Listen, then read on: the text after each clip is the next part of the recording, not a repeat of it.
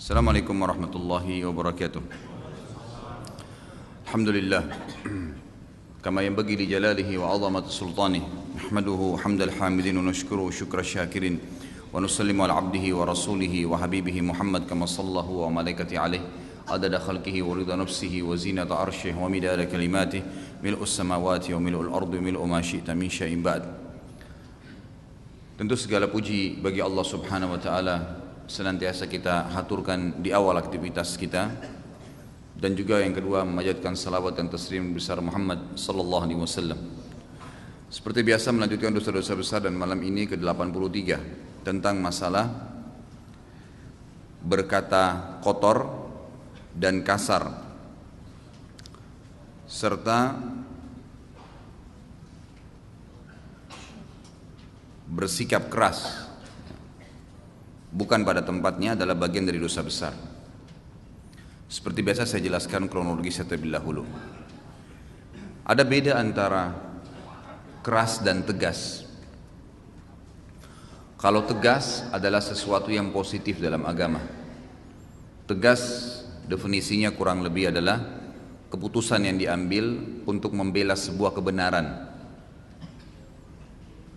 Jadi itu tegas. Contohnya Nabi kita Muhammad SAW tegas dalam beberapa keputusan, atau sering kali beliau tegas. Dari sisi lain beliau punya sifat sangat lemah lembut dalam segala keadaan, tapi beliau menggunakan ketegasan dalam banyak hal yang berhubungan dengan masalah menegakkan kebenaran. Di dalam hadis Bukhari disebutkan bahwasanya Nabi SAW pernah pulang dari safar, lalu Aisyah radhiyallahu anha menggunakan baju, gorden rumah, dan alas kaki. Semuanya ini bergambar. Ada beberapa ulama hadis menjelaskan gambar ini menyerupai gambar burung-burungan, mungkin burung bangau dan segala hiasan lah, seperti kita sekarang seringkali ada gambar-gambar hewan yang digunakan di pakaian atau di gorden ataupun di spray di alas kaki. Aisyah radhiyallahu anha niatnya adalah ingin berhias untuk Nabi SAW karena beliau baru datang dari safar. Ternyata begitu masuk rumah dan melihat kejadian tersebut, Nabi SAW raut wajahnya berubah. Lalu Aisyah berkata radhiyallahu anha, saya mengetahui kalau Nabi SAW tidak suka sesuatu dari wajah beliau. Lalu saya mengatakan, kenapa ya Rasulullah? Kata Nabi SAW, wahai Aisyah, apa semuanya ini? Kata Aisyah, saya berhias untuk anda ya Rasulullah. Kata Nabi SAW, sungguh orang yang paling berat siksaannya hari kiamat adalah orang yang melukis. Turunkanlah. Begitu mendengar kalimat turunkanlah, maka Aisyah radhiyallahu anha menurunkan gorden tersebut, membuka bajunya, mengganti dengan baju yang lain. Dan ini contoh ketegasan Nabi SAW. Beliau tegas. Artinya di sini beliau berbicara sesuatu yang membuat orang yang sedang mendengarnya tahu kalau ini sesuatu yang berat dan harus segera ditinggalkan. Tapi tidak ada kekerasan, ketegasan saja. Keras itu definisinya seseorang menunjukkan sebuah kekuatan, kata yang kasar, nada suara yang tinggi, baik dalam keadaan dia benar atau dia salah. Ini keras, dan keras tidak boleh dalam Islam. Tidak dibolehkan keras dalam agama Islam. Nabi SAW sangat benci dengan kekerasan ini, sampai beliau mengatakan di dalam hadis yang lain riwayat Bukhari Muslim, ma nazala linu fi syai'in illa zanah. Tidak ada sesuatu itu yang diikuti dengan kelemah lembutan kecuali pasti akan menghiasi sesuatu itu. Wa ma nuzi'a an syai'in, dan tidak ada sesuatu yang diangkat darinya kelembutan, kelemah lembutan itu illa syanah, pasti merusaknya. Kata para ulama hadis, yang dimaksud dengan di sini linu ya, atau kelemah lembutan adalah lawan kekerasan, karena kelemah lembutan betul-betul definisinya lawan daripada keras, merendahkan nada suara, gitu kan? Kemudian merendahkan ya, pandangan mata, mengalihkan atau menjauhkan jangkauan tangan sehingga tidak memukul orang lain, itu namanya lin ya, kelemah lembutan. Maka Nabi SAW mengingatkan agar semua muslim menggunakan lin ini. Dan ini lawannya adalah kekerasan. Nabi SAW juga disebutkan oleh Anas bin Malik radhiyallahu anhu, pembantu Nabi SAW yang 10 tahun jadi pembantu, mengatakan selama 10 tahun saya menjadi pembantu di rumah Nabi SAW, tidak pernah saya mendengarkan, tidak pernah sekalipun saya mendengarkan Nabi SAW berkata kasar, apalagi sampai ya memukul istri-istri juga pembantunya. Hadis sahih riwayat Bukhari. Jadi jelas tidak ada kekerasan dalam kehidupan seorang muslim, baik itu dari cara jalannya, ya kan, penampilannya, tidak menunjukkan semua jenis kekerasan, gitu. Sampai Nabi SAW kalau jalan itu menundukkan kepala, dan beliau bersabda berhubungan dengan perilaku beliau ini, man tawadha'a lillahi rafa'ahu Allah. Siapa yang merendah kepada Allah, waktu itu beliau tunjukkan dengan cara jalan, tidak menunjukkan kekerasan, keperkasaan, biasa saja jalan, bahkan menundukkan ya kepala beliau SAW sementara beliau raja dan nabi, ya, kecuali Allah akan angkat derajatnya, kecuali Allah akan angkat derajatnya. Di dalam perang Badr pernah terjadi Syammah radhiyallahu anhu, sahabat Nabi yang mulia, memakai imamah berwarna merah, menyolok warnanya, kemudian memakai baju besi yang kuat dan meletakkan kain merah juga di baju besi itu.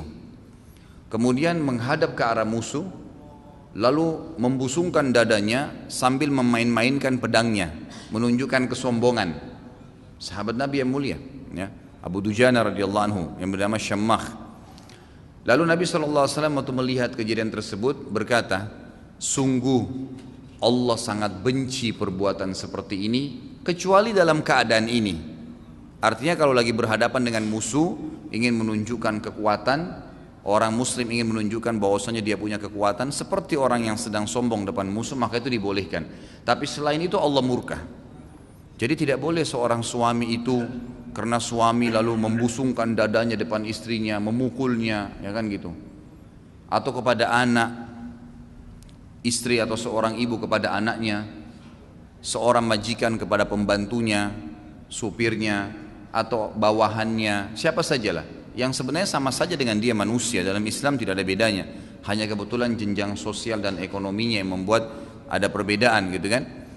Maka itu semua tidak dibenarkan. Dalam Islam tidak dibenarkan. Kita dianjurkan agar berlemah lembut, tutur katanya santun, gitu kan. Bahkan beliau SAW mengingatkan kepada kita semua dalam hadis Bukhari, laisa sur'atu bil ghadab. Bukan keperkasaan seseorang itu diketahui dari emosionalnya, suaranya besar, banting-banting barang, marah-marah, banting pintu, teriak-teriak. Kata Nabi SAW itu bukan keperkasaan. Walakinnas sur'atu man malaka nafsahu indal ghadab. Tapi keperkasaan yang sebenarnya adalah bila seseorang itu bisa menahan emosinya pada saat dia punya hak untuk marah, malah dia tenang sekali, gitu kan. Kita lihat kalau orang baru belajar bela diri, baru tahu 5-6 jurus, sudah cari gara-gara di jalanan, karena masih kerucu, masih belum ngerti apa-apa sebenarnya. Tapi orang kalau sudah tahu bela diri itu sebenarnya, dia akan kelihatan seperti orang tidak tahu. Tapi kalau diserang baru dia baru dia tunjukkan kemahirannya, bukan untuk ditunjukkan. Berarti sebenarnya menandakan makin tinggi ilmu seseorang itu dia makin merendah, ya, dia makin merendah. Seperti padi, kalau pepatah Indonesia kan, jadilah seperti padi, kalau dia makin berisi maka makin menunduk, gitu kan. Seperti itu semestinya. Jadi Islam tidak mengenal namanya perilaku kasar, ya, tidak mengenal, nanti kita akan masuk juga ke perkataan kotor, gitu kan.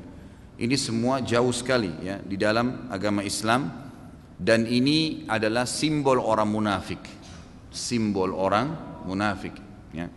Subhanallah, pada saat terjadi keributan dulu di Indonesia ini, di Ambon, di Poso, antara umat Islam sama orang non Muslim, Nasrani kita tahu. Jadi teman-teman ikhwah-ikhwah kita yang masuk ke sana itu semuanya yang selama mereka masih belum terjadi ribut dulu, tidak ada jihad dan segalanya, mereka urus masjid, merendah, tertawa pun mungkin suaranya tidak terlalu kedengaran, gitu kan. Pada saat diserang oleh orang musuh-musuh non muslim ini, malah mereka yang menghadapi musuh-musuh itu, yang tadinya orang muslim yang tatonya banyak, yang pakai anting-anting mungkin 9, gitu kan, lari semua, nggak ada yang hadapin musuh. Mana keperkasaan kamu selama ini yang kamu anggap bisa menghadang seorang wanita di jalan merampok, Ternyata begitu menghadapi musuh lari semua. Ya. Yang menghadapi itu justru remaja-remaja masjid. Ya memang pada saat itu dilihat kesehariannya seperti orang yang merendah, gitu kan? Seperti orang yang merendah. Dan itulah ciri para sahabat ridwanullahi alaihim. Kata Umar bin Khattab, kami bila berhadapan atau kami bila menghadap kepada Tuhan kami Allah di malam hari, maka kami menundukkan kepala kami dan mengecilkan suara kami, karena kami tahu kami sedang berhadapan dengan Tuhan alam semesta. Dan kami kalau bertemu dengan saudara-saudara kami muslim, kami merendahkan diri kami satu sama yang lain. Ya, sampai kita tahu kisahnya Umar bin Khattab pada saat masuk di Palestina, kemudian bertemu dengan Abu Ubaidah radhiyallahu anhu. Abu Ubaidah terkenal ya, salah satu yang dijamin juga masuk surga. Umar bin Khattab sangat menghormati orang ini.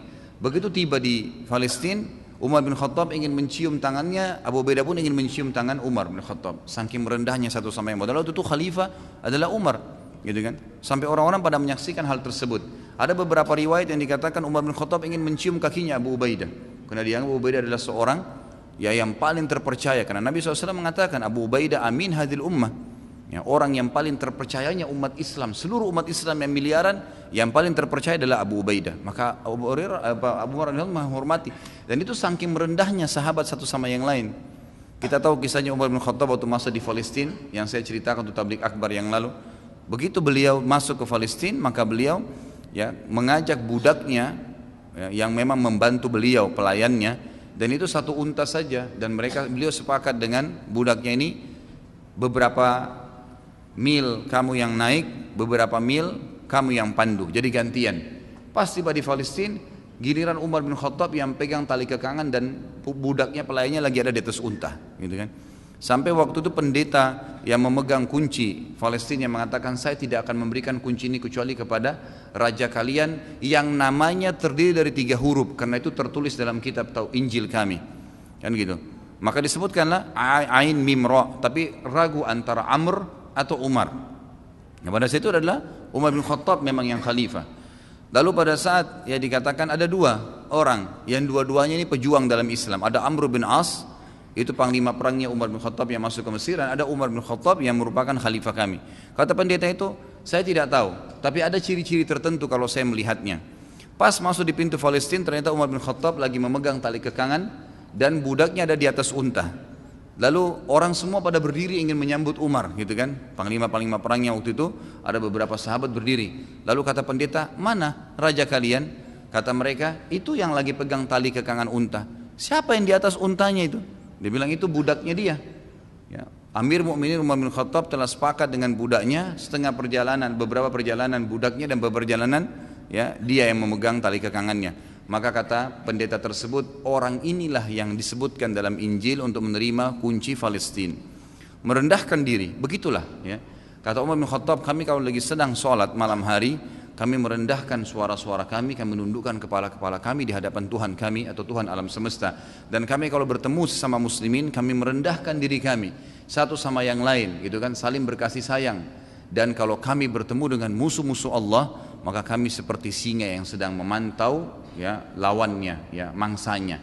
Seperti begitulah ya yang diberikan gambaran di dalam agama Islam. Dan Allah juga sebutkan dalam Al-Qur'an ini kan tentang sifat para sahabat Nabi. Ya, A'udzubillahi minasyaitonirrajim. Muhammadur Rasulullah. Muhammad adalah utusan Allah. Walladzina ma'ahu, dan orang-orang yang bersamanya, maksudnya para sahabat, asyiddau 'alal kufari ruhama'u bainahum. Mereka itu sangat tegas dengan orang-orang kafir. Jadi bukan keras ya di sini, mereka tegas di sini ya. Kebenaran dibela. Dan mereka sangat berkasih sayang satu sama yang lainnya. Berkasih sayang satu sama yang lainnya. Pernah Ubay bin Ka'ab radhiyallahu anhu pada saat menjemput Abdullah bin Abbas. Abdullah bin Abbas jauh lebih muda daripada Ubay. Kemudian Ubay bin Ka'ab turun dari untahnya, lalu mengetuk pintu rumahnya Abdullah bin Abbas, lalu menyambutnya untuk mengisi sebuah pengajian ya, di kalangan tabi'in. Lalu kemudian Ubay bin Ka'ab mempersilahkan Abdullah bin Abbas untuk naik ke atas unta. Kemudian menarik tali kekangan untanya, membawanya ke masjid. Orang-orang semua pada bingung. Ubay bin Ka'ab terkenal sekali, sahabat Nabi yang mulia, punya ilmu yang sangat besar gitu. Artinya orang menganggap dia memang selevel dengan Abdullah bin Abbas dari sisi ilmu, apalagi dia lebih tua gitu kan. Lalu ditanya oleh sebagian murid-muridnya dari tabi'in, Kenapa anda memperlakukan Abdullah bin Abbas seperti itu? Kata Ubay bin Ka'ab, padahal dia kalangan ulamanya sahabat. Dia bilang, begitulah kami memperlakukan ulama-ulama kami. Walaupun lebih mudah, kita menghormatinya. Kita ada juga hadis Nabi SAW yang beliau bersabda dalam hadis sahih riwayat Imam Ahmad, bukan dari golongan kami yang tidak menyayangi orang tua, yang tidak menyayangi anak kecil, ya orang muda yang tidak menghormati orang tua, gitu kan? Ini termasuk adab. Berarti kita memang saling menghormati satu sama yang lain, ini satu sama yang lain. Hadis Nabi SAW tentang salam dari riwayat Imam Muslim, ya, bahwasanya kata Nabi SAW, sebaiknya orang yang sedang berjalan, orang di atas kendaraan memberikan salam kepada orang yang berjalan memberikan salam kepada orang yang duduk, ya orang yang duduk memberikan salam kepada orang yang sedang berbaring. Jadi memang disuruh. Lalu kemudian kata Nabi SAW, hendaklah kelompok yang lebih kecil memberikan salam kepada kelompok yang lebih besar, hendak yang lebih muda memberikan salam yang lebih tua. Jadi kita selalu dalam Islam disuruh seperti itu. Dan Nabi kita Muhammad SAW menanamkan ukhuwah di antara sahabat. Tradisi beliau, biasanya beliau kalau selesai sholat, beliau seringkali dituangkan susu kambing, kemudian beliau minum satu wadah gitu, dan dikelilingi oleh sahabat-sahabat yang membuat lingkaran depan beliau. Lalu beliau meminumnya, kemudian memberikan sahabat yang di sebelah kanan, lalu sahabat itu meminum bekas Nabi SAW, terus ya wadah itu keliling sampai tiba di tangan Nabi SAW lagi, gitu kan. Ini betul-betul merendah satu sama yang lain, menghilangkan sifat sombong, merasa bahwasanya orang lain lebih rendah. Begitulah Islam mengajarkan kita. Kemudian dari sisi lain, selain kita memang disuruh berlemah lembut, juga lemah lembut ini akan mendatangkan sifat yang lain, atau sering bersama dengan sifat yang lain, kata ulama adalah malu, rasa malu. Kata Nabi SAW, malu itu dalam hadis riwayat Muslim semuanya baik. Malu itu tidak akan mendatangkan kecuali kebaikan. Malu dalam segala hal, gitu kan? Sebagian ulama hadis mengatakan di sini kalau kita mau tambahkan, bukan ditambahkan hadis Nabi ya, ditambahkan rinciannya sesuai dengan dalil yang lain, kecuali dalam membela kebenaran, itu tidak ada malu, gitu kan? Ada sebagian ulama hadis mengatakan dalam menuntut ilmu, kan gitu, dan membela kebenaran, ini nggak boleh malu, bertanya, kan gitu, kalau tidak tahu, karena memang banyak hadis Nabi SAW yang menghardik orang-orang yang tidak bertanya sehingga jadi salah dalam perilaku mereka, gitu kan?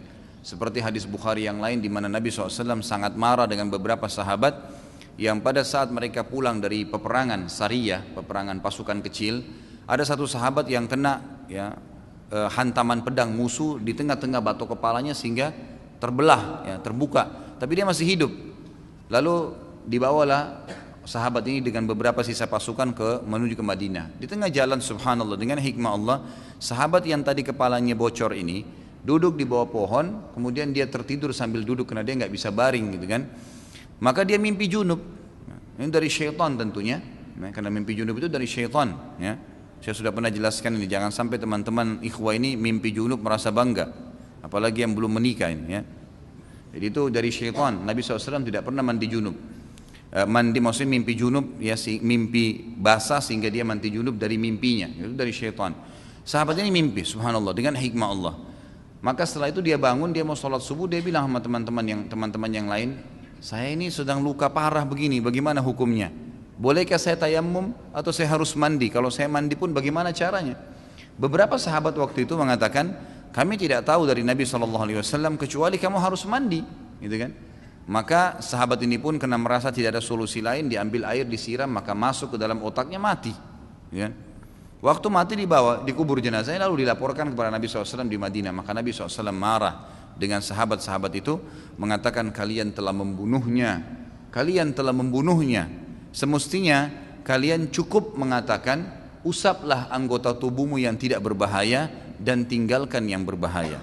Artinya kalau orang lagi sakit, misalnya kena irisan pisau di tangannya, luka, lalu diperban misalnya, maka dia cukup mengusapkan anggota tubuhnya yang tidak diperban. Misal di sini kena ada perban, ini diusap dan di bawahnya diusap, gitu kan. Sebagian ulama mengatakan kalau bisa dilewatkan dengan air maka diusap dengan air, cukup sebenarnya, gitu kan. Dan ini sabda Nabi SAW tadi menjelaskan masalah itu.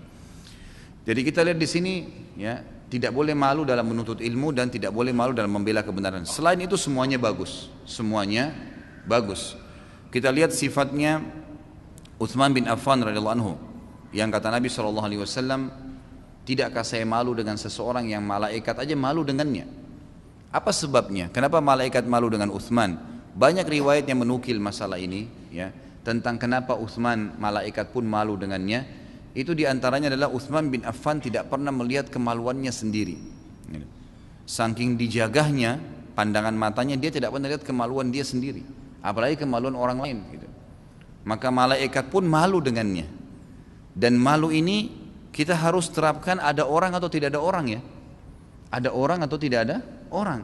Karena tidak ada manusia pun tetap ada malaikat yang selalu mendampingi kita.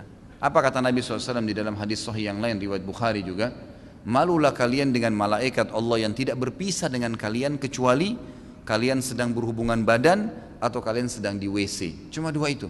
Selain itu malaikat selalu ada di sebelah kita. Bagaimana bisa kita nggak malu dengannya, gitu kan? Karena kita harus malu dengan malaikat. Ada makhluknya Allah Subhanahu Wa Taala lebih jauh, lebih besar daripada itu, malu dengan Allah Subhanahu Wa Taala. Allah Maha melihat, Allah mengetahui, Allah suruh nutup auratnya, gitu kan? Maka malu adalah sifat yang sangat baik, ya, sangat baik. Dikatakan juga ya oleh Aisyah radhiyallahu dalam hadis Bukhari, kalau Nabi SAW sangat pemalu. Bahkan Nabi SAW lebih pemalu daripada anak gadis yang belum pernah bertemu dengan orang, gitu kan? Nabi SAW sangat malu. Waktu beliau menikah dengan Zainab, mantan istri Zaid ibn Harithah, anak angkat beliau, ya radhiyallahu anhum ajma'in. Maka Nabi SAW selesai akad nikah, kemudian memberikan makan, ya, walimah ursnya, makanan kepada para sahabat. Ternyata ada sahabat-sahabat yang masih duduk ngobrol, gitu kan? Nabi SAW sudah malam, Nabi SAW memang sudah saatnya memberikan hak istrinya, sudah akad nikah dari tadi. Tapi sahabat masih banyak ngobrol. Lalu Nabi SAW malu, nggak mau mengingatkan mereka. Akhirnya turunlah firman Allah SWT, batang Jibril membawa firman Allah, ya, yang menyebutkan bahwasanya Nabi kalian malu, tapi Allah tidak malu. Ya. Dikatakan dalam Al-Quran, A'udzubillahi minasyaitonirrajim, yastahi minkum, wallahu la yastahi minal haq. Sesungguhnya Nabi kalian itu malu dengan kalian, tapi Allah tidak malu dalam menyebutkan kebenaran.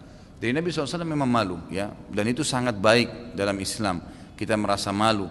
Malu ini banyak sekali manfaatnya. Kita kalau malu akhirnya kita tidak berani mengambil barangnya orang, tidak berani menghina orang lain, tidak berani menilai buruk, tidak berani berkata kasar. Semua itu akan didampingi atau ditutupi dengan sifat malu. Di dalam sebuah hadis yang lain kata Nabi SAW, kalau kau tidak malu maka buatlah semua apa yang kau mau. Artinya malulah yang menghadang seseorang agar melakukan perbuatan yang keliru. Kalau sudah tidak malu dia akan lakukan apa saja. Dia akan lakukan apa saja. Jadi malu ini sangat positif, ya, diperintahkan dalam agama kita untuk dijaga. Juga malu ini rentetannya akan mendatangkan juga sifat-sifat positif yang lain, seperti orang jadi sedikit berbicara. Dia malu, ya, kalau dia berbicara banyak akhirnya nanti dia disalahkan atau bahkan mungkin dia menyampaikan informasi yang salah. Dia malu dengan Allah Azza wa Jalla, dia malu dengan malaikat, dia malu dengan orang sekitarnya. Ya, ada orang subhanallah karena sudah tidak malu, walaupun tidak punya ilmu dia ngomong aja, gitu kan. Mau salah nanti urusan nanti, gitu kan. Pokoknya dia ngomong saja. Nah, ini karena tidak ada sifat malunya.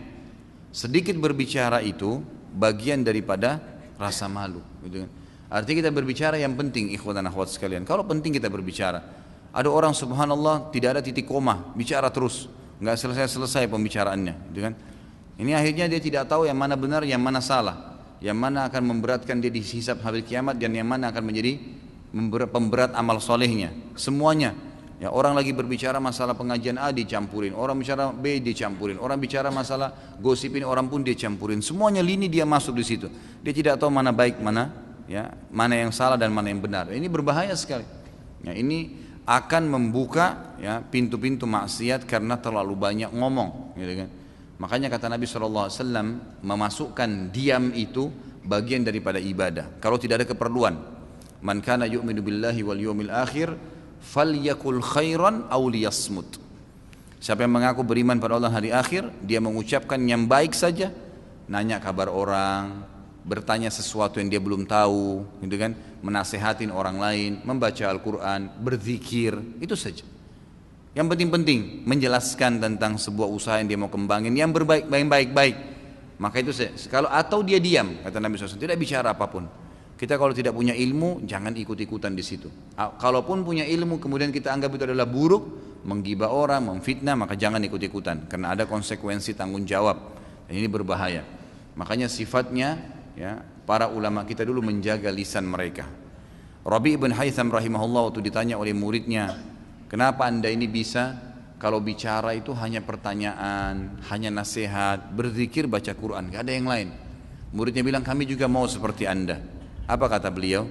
Wahai muridku, belumkah kalian yakini sampai sekarang kalau kita punya Tuhan namanya Allah, dan Allah menitipkan di pundak kanan kita Raqib yang akan mencatat semua, ya, kebaikan-kebaikan sekecil apapun, dan kita punya di pundak kiri Atid yang mencatat semua keburukan, dan demi Allah satu huruf pun yang kau ucapkan dari lisanmu akan dibacakan dan dihisap untukmu di sana, maksudnya di akhirat. Maksudnya di akhirat. Artinya saya begini hati-hati sekali karena saya tahu malaikat mengawasi saya, dan malaikat raqibnya tidak tidur, mengawasin terus gitu kan. Maka jangan sampai karena ada orang saja kita malu, tidak ada orang lalu kita ngobrolnya nggak benar di HP misalnya. Ingat kata ulama, tidak selamanya malu itu masuk kepada hal yang berbunyi, bersuara. Bisa saja tulisan, bisa saja visual, penglihatan mata, gitu kan. Mungkin antum bilang saya kalau ngomong tidak kedengaran suaranya, merendah, baik. Tapi kalau SMS perkataannya syahwat, perkataannya tidak benar, mungkin mencaci maki via SMS, maka itu termasuk sama saja. Jadi tidak selamanya sesuatu yang bersuara, ya, tapi bisa saja dalam bentuk tulisan, ya, bisa saja dalam bentuk perilaku. Bukankah sombong itu tidak harus teriak-teriak, tapi mungkin dengan dia tunjukkan jalan yang sombong sudah cukup, gitu kan? Kata Nabi SAW dalam hadis Bukhari, ada seseorang yang jalan, dia tidak ngomong apa-apa. Dengan bangganya karena menggunakan baju yang baru, maka Allah tenggelamkan dia ke dalam tanah, dan dia terus meronta-ronta kesakitan sampai hari kiamat.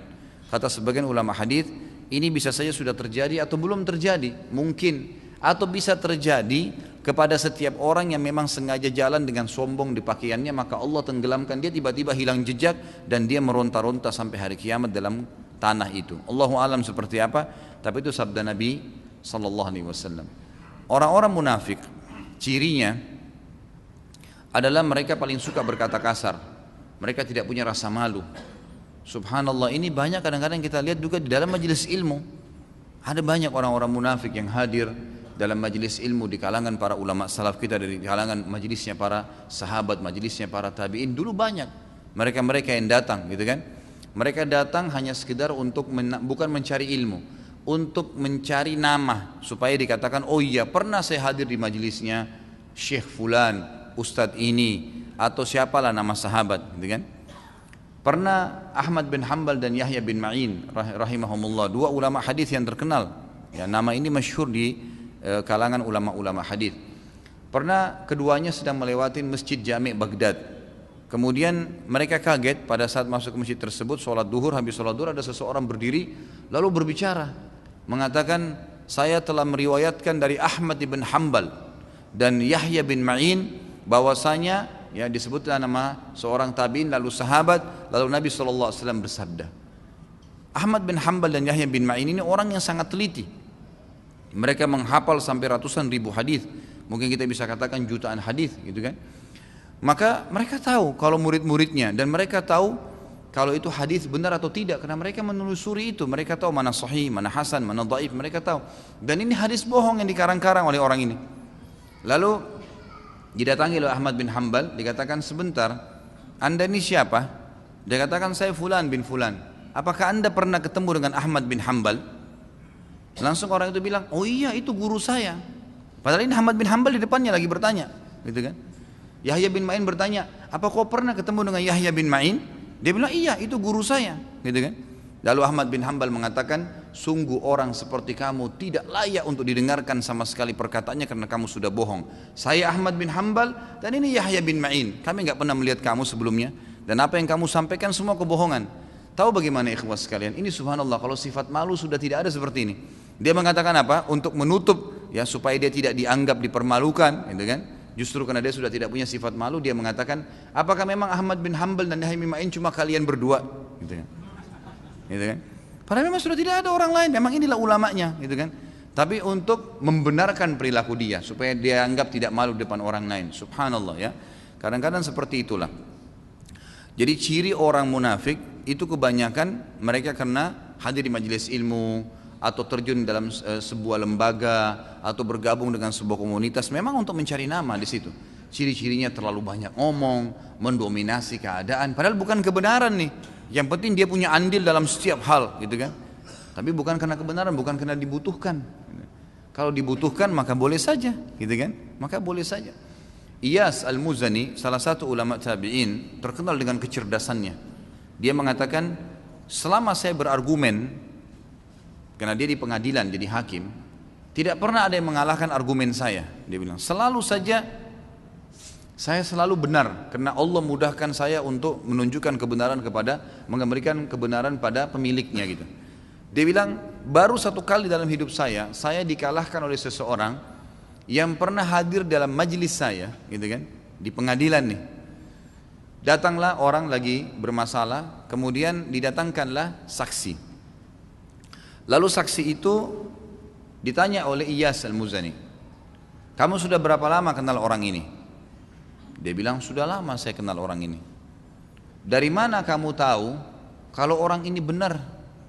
Apakah kamu pernah menghitung satu persatu perilakunya? Apakah kamu mengetahui jenis pakaiannya, jenis makanannya? Gitu kan? Kata Iyas Al-Muzani ini. Lalu orang tersebut bertanya kepada Iyas kembali mengatakan, wahai hakim, sudah berapa lama anda menobat jadi hakim? Kata Iyas, sudah sekian lama. Apakah hakim tahu berapa jumlah tiang di bangunan mahkamah ini? Gitu kan? Lalu kata Iyas, tidak. Ya, saya tidak tahu. Maka orang tersebut diam lalu menundukkan kepalanya. Iyas langsung faham, ternyata memang belum tentu orang walaupun kenal tahu semua lini kehidupan orang itu. Buktinya saya juga sudah puluhan tahun di mahkamah ini tidak pernah tahu tiangnya, ya pengadilannya ada berapa gitu. Tapi orang itu tidak mengatakan, lihat nih saya benarkan apa segala yang membantah, enggak. Dia cuma menyampaikan seperti itu lalu dia diam. Udah, kalau orang itu berakal dia bisa tahu gitu. Dia bisa tahu, seperti itulah. Ya, para ulama kita, Imam Syafi'i, Imam Ahmad, Abu Hanifah, semuanya umumnya kalau mereka sedang menyampaikan satu kebenaran lalu ada orang yang membantahnya, dia sudah tahu, dia bisa mencium ini sebenarnya orang hanya untuk mencari nama, dia diam, mereka diam, tundukkan kepala lalu mereka tinggalkan. Mereka enggak ikut-ikutan sudah. Enggak ada gunanya menghabiskan waktu dengan mereka untuk apa, gitu kan? Terus mengejar, terus mencari masalah, terus saja itu udah enggak boleh, gitu kan? Termasuk dalam bab malu dalam Islam. Kalau kita mendatangi rumah seseorang, apa kata Nabi SAW? Kalau kalian datang ke rumah saudara kalian, lalu kalian ketuk 3 kali, tidak dibukakan, pulanglah. Pulang, gitu kan? Karena bisa saja saudara kalian sedang tidak mau diganggu atau sedang tidak di tempat. Ini kita tidak, bel terus, gitu kan? Belum dibukain, ketuk pintu, tidak puas, lempar batu masuk ke dalam rumahnya. Nggak boleh. Pulang. Titip pesan boleh. Tapi begitu adabnya dalam Islam, sampai tidak boleh kita mengganggu orang lain, gitu kan? Itu termasuk bagian daripada sifat malu, termasuk bagian daripada sifat malu. Masuk dalam sifat malu, kita tidak boleh memperlihatkan aurat kepada orang lain, gitu kan? Kita dianjurkan ya pada saat berhubungan biologis menutup, gitu kan? Pada saat ke kamar mandi tertutup. Alhamdulillah sekarang sudah beda ya. Kalau di zaman Nabi SAW itu memang tidak ada, mohon maaf, WC atau kamar mandi dalam rumah, memang belum ada pada saat itu. Nabi SAW pun kalau punya hajat itu keluar ke padang pasir. Lalu beliau seringkali mengatakan, aku ya kata Nabi SAW menutup ya diriku dengan pelapa-pelapa kurma.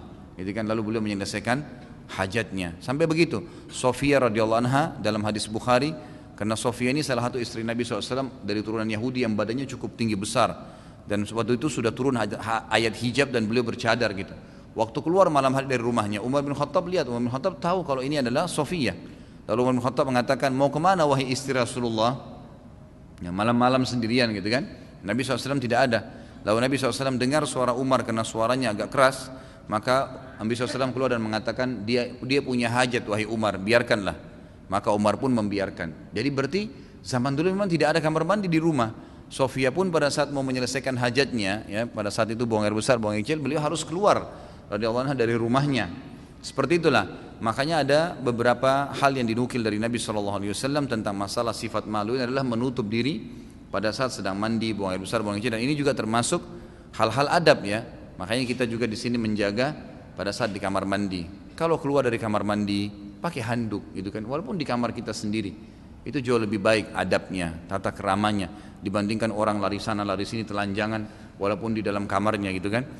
Jadi ada adabnya, kita minimal malu dengan Allah, malu dengan malaikat. Dan itu sifat yang sangat baik ya. Setiap kali antum libatkan ke sifat malu ini pada sesuatu, maka akan berpahala di sisi Allah Subhanahu wa taala. Ya, ini termasuk hal-hal yang baik. Di sini beliau angkat dosa besar yang ke-83 ini, hadis Nabi sallallahu alaihi wasallam diriwayatkan oleh Hakim dalam kitab Mustadrak, kebetulan dalam Kitabul Iman halaman 1 nomor 52, dan beliau mensahihkannya juga disepakati oleh Imam Az-Zahabi. Kata Nabi sallallahu alaihi wasallam, al-ayyu wal haya'u syu'batani minal iman wal badha'u wal jafa'u syu'batani minan nifaq. Sedikit berbicara dan malu adalah dua cabang keimanan. Kata ulama hadis di garis bawahi, dua cabang keimanan adalah akan sangat mudah memunculkan keimanan dalam hati seseorang, atau makna yang lainnya dan dua-duanya memang benar, adalah dia ciri dan simbol keimanan seseorang. Bisa memunculkan keimanan atau memang itu adalah simbol keimanan seseorang. Sedangkan suka berbicara kotor dan kasar adalah dua cabang dari kemunafikan.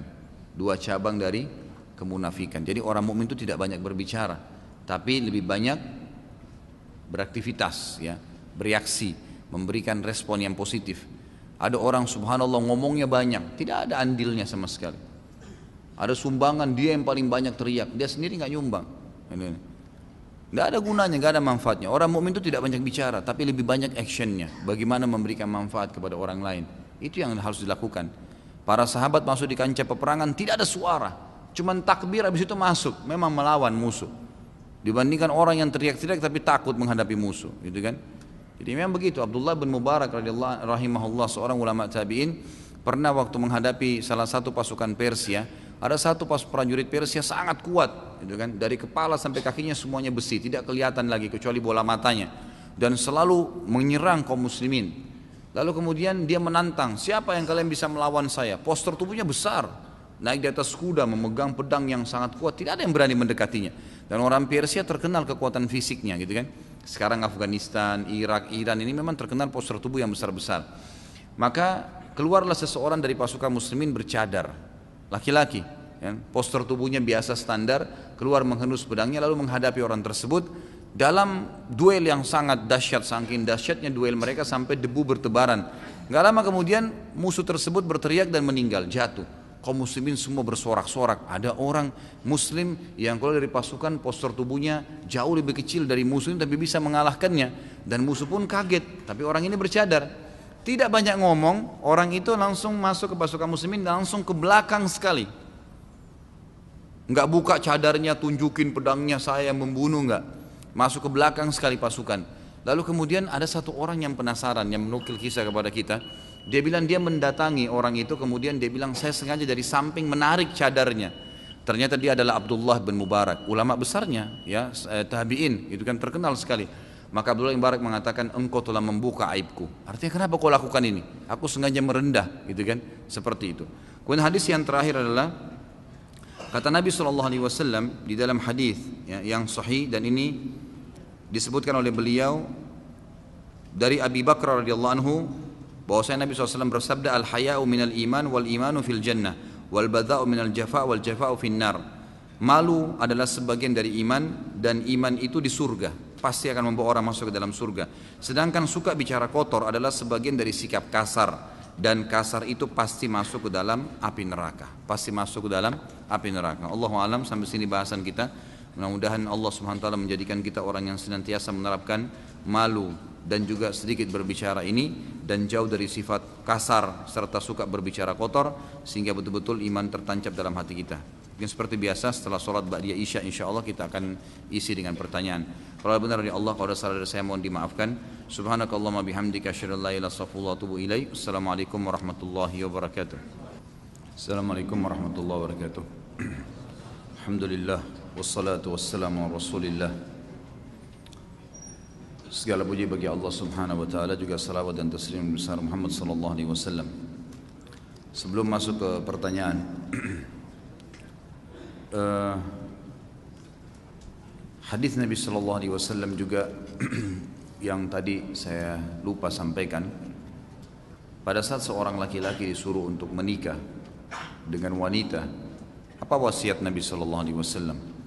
Tazawwaju wadudul walud, fa inni mukathirum bikum yaumal qiyamah. Menikahlah dengan wanita yang penuh kasih sayang, yang lembut dan subur, mudah melahirkan, karena saya sangat bangga dengan jumlah umatku pada hari kiamat. Kita disuruh menikah dengan calon ibu anak-anak kita, pendamping kita dalam hidup, dalam melayani seorang laki-laki mukmin, dalam menjaga amanah di rumah, dengan seorang yang penuh dengan kelembutan dan kasih sayang. Begitu pula yang subur. Sama wasiat Nabi SAW juga untuk para muslimah, untuk menikah dengan laki-laki yang berakhlak. Kalau datang kepada kalian, kata Nabi SAW, yang kalian ridhoi agama dan akhlaknya, maka terimalah lamarannya. Kalau tidak, terjadi kerusakan di muka bumi. Subhanallah, secara tidak sengaja tadi saya tiba-tiba teringat, sebelum habis asar tadi, saya pulang ke rumah dari pengajian di Jakarta Timur tadi, kemudian saya pulang ke rumah mandi, lalu saya kesini. Istri saya sempat memperlihatkan kepada saya satu cuplikan. Dia bilang, "Kak, coba lihat ini." Ada satu cuplikan yang memprihatinkan gitu, melihat ada kekerasan dari seorang pembantu rumah tangga kepada anak majikannya yang sedang dijaga gitu. Saya awalnya bilang sama dia, udahlah nggak usah dilihatin ke saya, ceritakan aja. Dia bilang, nggak, coba kakak lihat. Saya juga tidak tahu kenapa tadi Allah mudahkan melihat cuplikan tersebut. Lalu saya lihat. Waktu saya lihat itu terus terang saya sangat prihatin ya. Mudah-mudahan saja itu bukan muslimah. Nah kebetulan seperti orang dari Afrika gitu kan, berkulit hitam. Saya juga tidak tahu apakah itu di Indonesia atau di negeri lain karena tidak ada suara. Tapi rupanya di rumah itu dipasang CCTV. Kebetulan pembantu ini duduk sama anak majikannya, sambil disuapin, sambil ditampar-tamparin gitu kan kalau tidak mau. Kemudian pada saat anak majikannya itu muntah, maka dipukul kepalanya dengan keras sampai jatuh ke lantai. Kemudian dicambukin, diinjak badannya gitu kan, dengan beragam macam perilaku yang luar biasa gitu ya. Saya yakin itu bukan seorang muslimah gitu. Kalaupun itu seorang muslimah, ini termasuk yang diancam dalam agama. Tidak boleh seperti itu. Saya pernah melihat seorang muslimah sendiri di Surabaya. Waktu itu tetangga mertua saya. Saya sampai kaget dan saya keluar dari rumah ya. Waktu itu saya lagi duduk di ruang tamu, lagi kalau tidak salah membaca kitab. Kemudian di pagi hari ada satu anak menangis-nangis di tangga di sebelah. Nanti saya temukan pada saat saya keluar, seorang ibu sedang memegang tangan anaknya ya, dipegang tangan. Saya tidak tahu itu ibu atau bukan, tapi yang jelas kayaknya ibunya dia karena saya tidak kenal. Memegang tangan anak ini kemudian memukuli anak tersebut ya, sambil anak itu diangkat dengan satu tangannya dan dipukulin dengan tangan yang lain, dan anak itu diangkat, di bawahnya anak itu sumur gitu. Ini luar biasa gitu, seakan-akan Allah SWT sudah mengangkat kasih sayang dalam hatinya gitu kan. Padahal bisa kita selesaikan dengan nasihat, dengan doa. Saya wajibkan istri saya gitu kan, peraturan saya di rumah tidak boleh memukul anak bagaimanapun. Ingatkan dengan lisan, doakan, karena itu berbahaya sekali, akan menanamkan hal-hal yang negatif di situ. Saya juga ada ide ikhwan dan akhwat sekalian, mudah-mudahan Allah mudahkan itu. Dalam pekan ini saya muncul ide di yayasan saya akan buat pelatihan khusus untuk pembantu rumah tangga, baby sister dan juga supir ya, yang terdiri dari ikhwan dan akhwat gitu kan, yang sudah terbina. Maka nanti kita akan adakan training dan ada pengalokasian kepada teman-teman kita ikhwan dan akhwat juga yang sudah terbina. Karena ternyata saya temukan di lapangan banyak sekali di antara akhwat kita yang memang bekerja di rumah tangga, memang mereka dasarnya, dan itu bukan aib ya. Itu bukan aib. Karena Anas bin Malik pembantu Nabi SAW, Aisyah memiliki 2 orang jariyah, 2 orang pembantu wanita yang membantunya, dan itu bukan aib sebenarnya. Hanya kebetulan beda istilah saja. Orang yang pakai jas di kantor dengan orang yang bantu rumah tangga sama saja, sama-sama cari duit gitu kan. Cuma kebetulan beda istilah saja. Maka saya melihat ternyata kendala akhwat-akhwat kita ini, dan kebetulan juga ada beberapa yang pernah datang ke rumah saya dan alhamdulillah sampai menikah, sekarang sudah menikah dan sudah pergi tinggal sama suaminya. Akhlak mereka baik, mereka akhwat yang sudah terbina, tapi mereka tidak tahu mau kerja di mana gitu. Dari sisi lain banyak juga jemaah pengajian saya yang saya lihat Masya Allah suami istri sudah berubah, sudah hijrah dan mereka punya kemampuan finansial. Mereka akhirnya punya kendala karena mencari pembantu dari yayasan-yayasan yang umum. Akhirnya datang juga orang-orang pembantu yang biasa sihir lah dari kampungnya, bawa buhul ke rumahnya. Kemudian berakhlak yang buruk gitu kan. Mungkin mencuri, banyak sekali. Tidak tutup aurat, bergaul bebas, beragam macam hal. Ini kendala-kendala. Begitu pula mungkin dengan baby sister, nanti coba insya Allah kita akan iklankan. Dan saya bicara sama teman-teman Wisol. Tadi pagi kebetulan saya bicara dengan direkturnya untuk menerapkan ini. Kita adakan pelatihan nasional dan nanti alokasinya juga jelas supaya bisa membantu ya dari dua sisi, dua-duanya membutuhkan masalah itu. Baik, saya bacakan pertanyaannya. Saya mau bertanya, ada dua pertanyaan. Bagaimana cara mendamaikan kedua orang tua yang tinggal seatap tapi sudah beberapa tahun tidak melakukan hubungan suami istri, bahkan sudah pisah ranjang? Beberapa kali sang istri meminta cerai tapi suami tidak mau karena suami berjanji di hadapan orang tua istri tidak akan meninggalkan atau ceraikan istri kecuali cerai mati. Bagaimana sebaiknya? Ya. Tentu perlu dipahami dulu satu hal ya. Ada namanya hak dan kewajiban dalam rumah tangga. Salah satu hak istri adalah diberikan nafkah materi, uang semampu suami.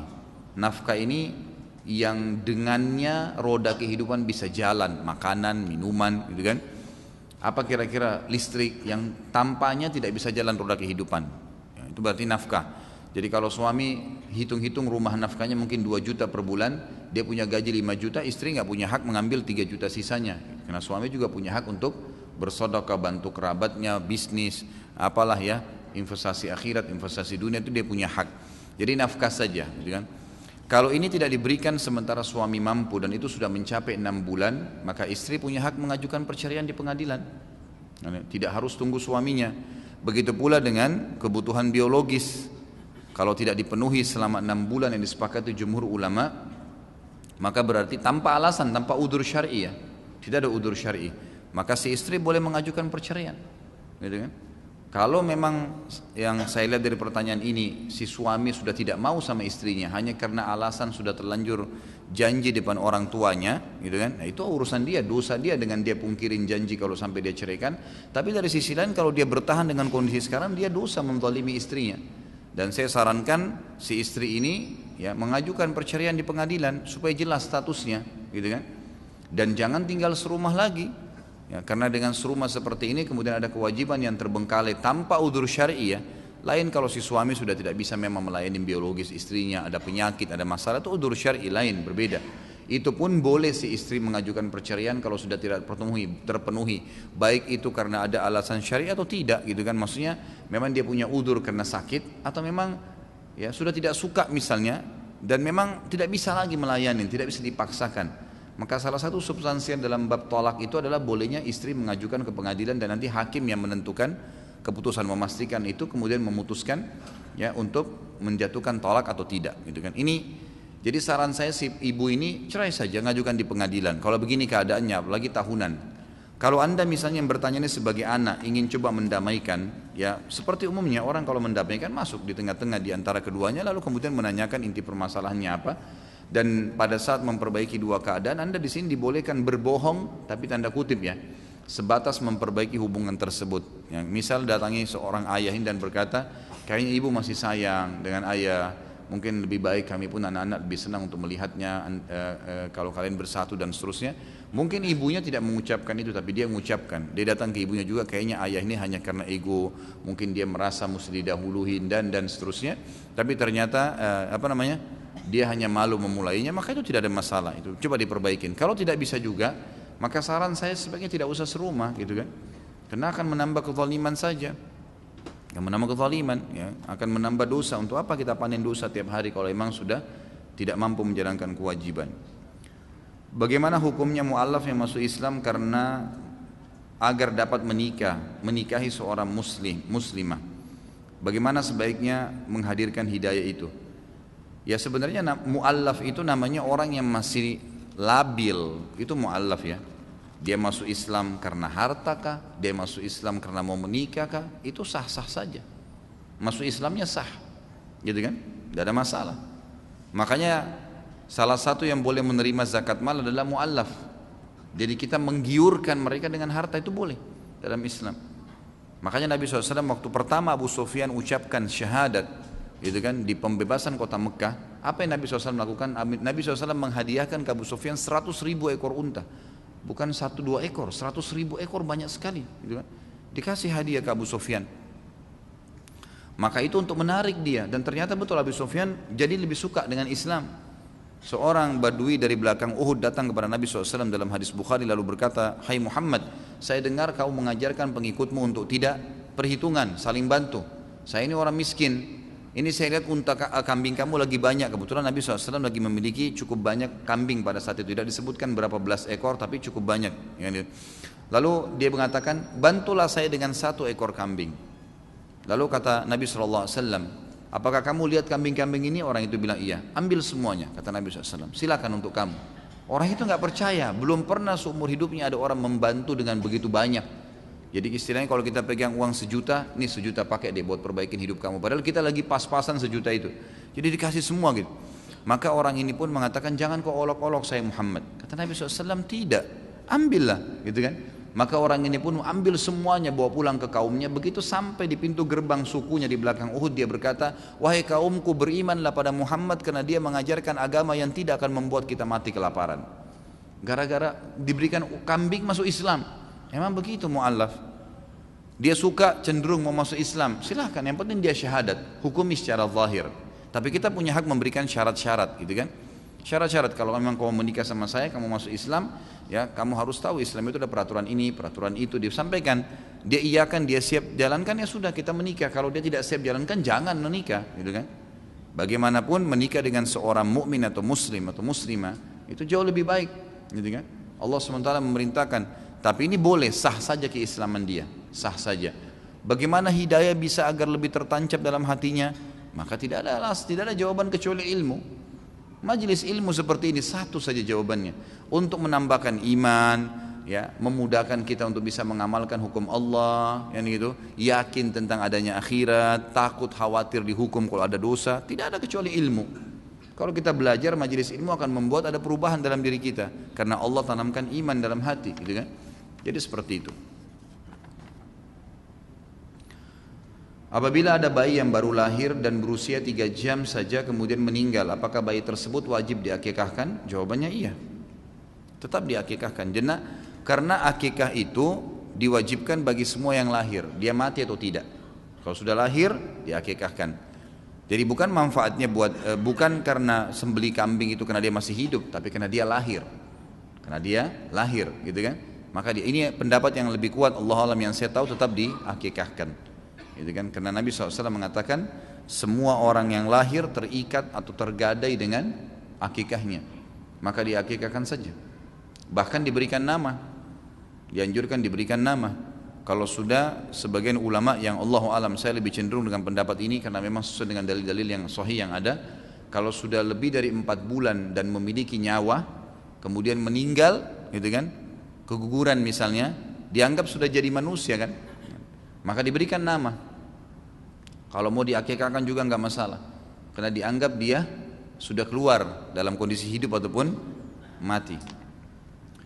Ada kasus seperti ini, kurang lebihnya pasangan suami istri hidup berumah tangga, namun telah lama sang suami tidak memberikan nafkah karena tidak bekerja. Selama ini sang istri yang bekerja mencari nafkah. Suatu saat sang suami ditangkap polisi karena terkena kasus penipuan. Dikarenakan sang suami tidak bekerja dan karena kasus penipuan tersebut saudara istri menyarankan agar mereka bercerai. Pertanyaan saya, apakah saran dari saudara istri itu untuk menyarankan bercerai itu berdosa? Jawabannya tidak, malah bagus, positif. Tapi subhanallah ya, semoga Allah menjauhkan kita dari sifat suami seperti ini.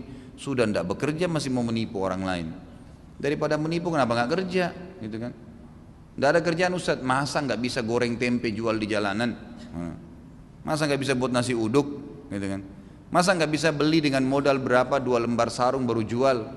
Abdurrahman bin Auf radhiyallahu anhu itu masuk ke pasar Madinah tidak ada bekalnya, tidak ada duitnya sama sekali. Datang ke satu kios cangkul mengatakan saya sahabat saudara anda dari Muhajir Mekah, boleh nggak saya pinjem? Ya, dengan jatuh tempo besok saya bayar, saya beli sekarang 5 cangkul. Kata orang itu silahkan diambil, dijual di pasar yang sama oleh Abdurrahman radhiyallahu anhu, kemudian laku, dikembalikanlah uang dibayar. Sebulan kemudian Abdurrahman sudah punya kios. Asal anda punya satu modal yang penting, kejujuran.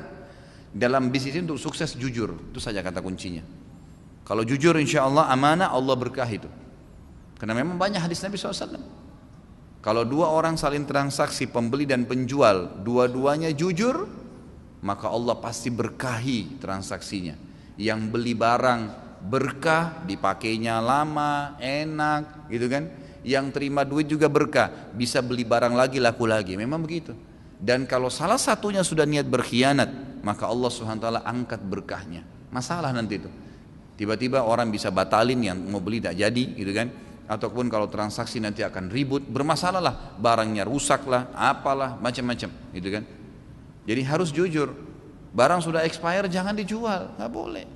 Misalnya itu kerugian, ya Allah ini kelalaian saya, Allah gantikan. Dekatkan diri dengan Allah SWT dengan kelalaian itu, gitu kan. Seperti itu caranya.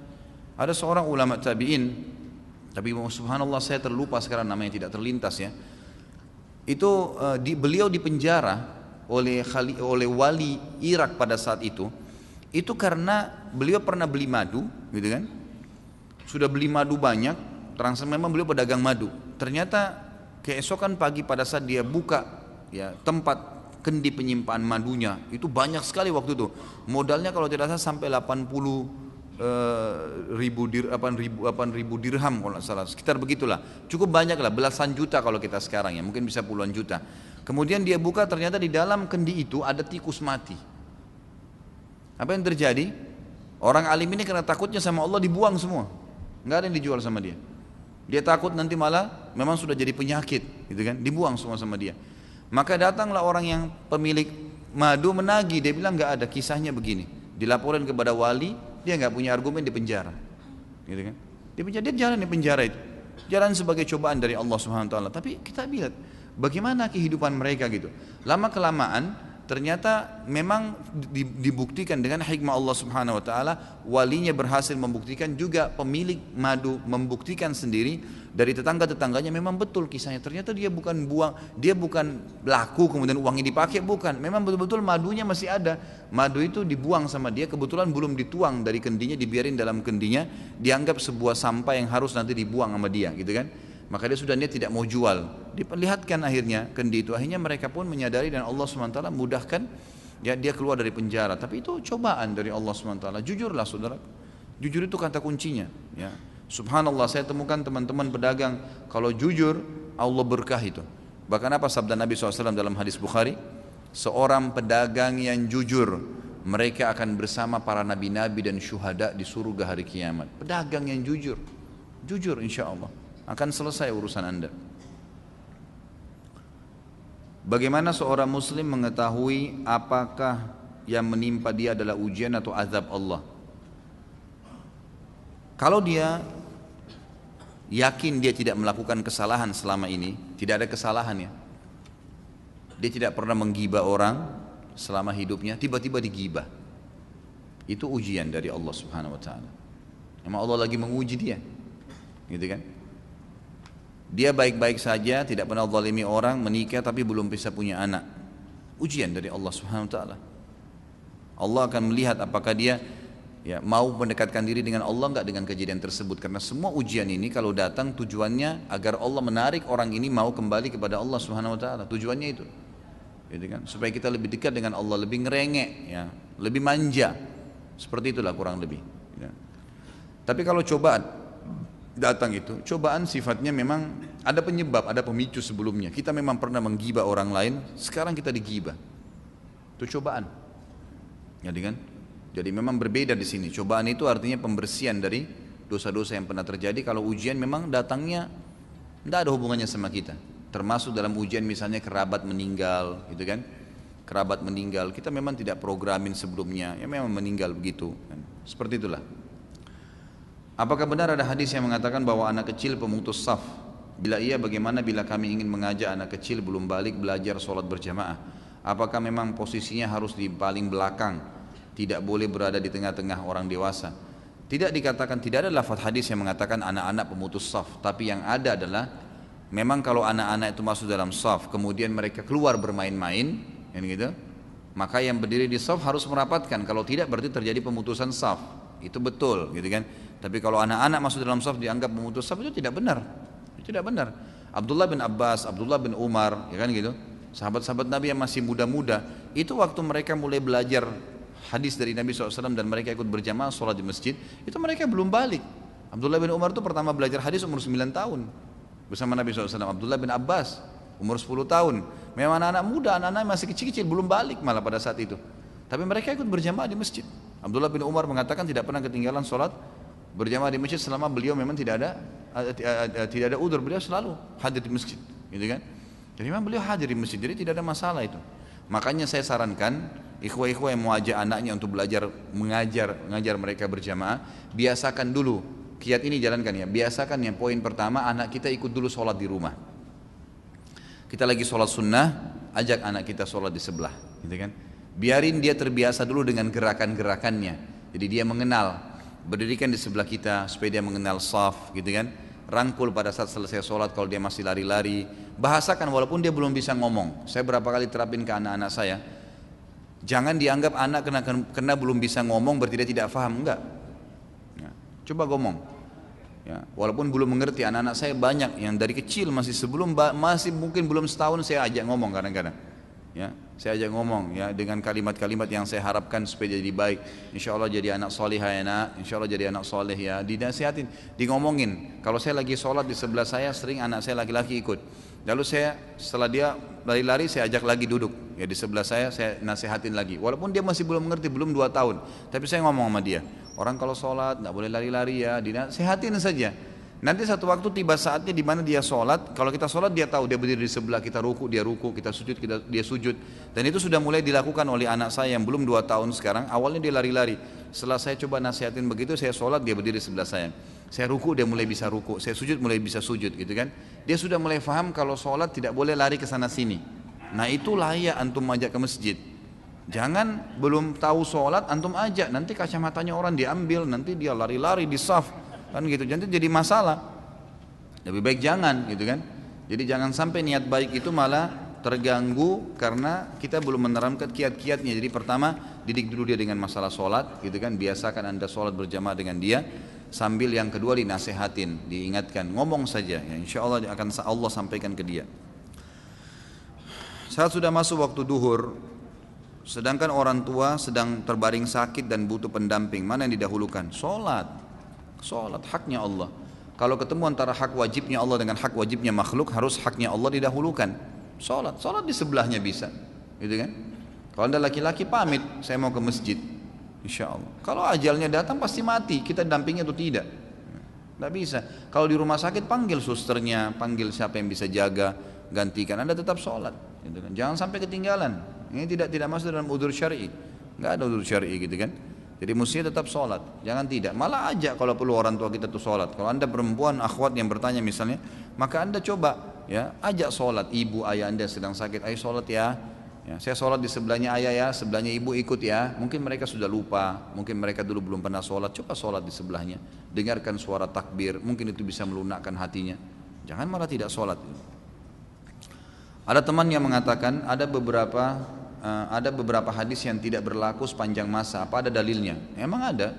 Seperti misalnya hadis tentang khususiyatun Nabi SAW, sesuatu yang khas untuk Nabi.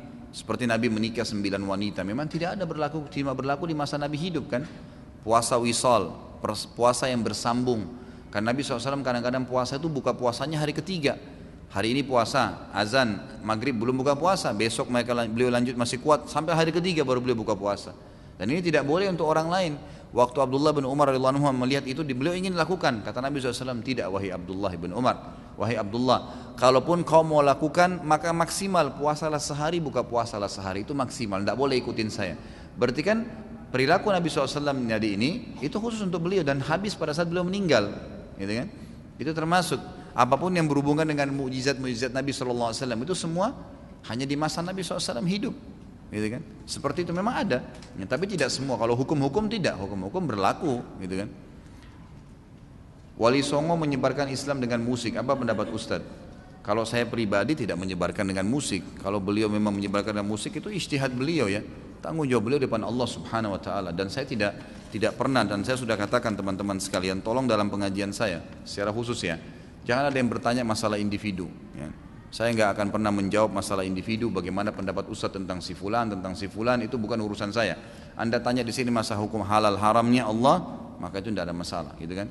Kalau memang beliau ini berijtihad, menganggap musik itu tidak apa-apa dan beliau punya dalil, semoga Allah ampuni kalau salah.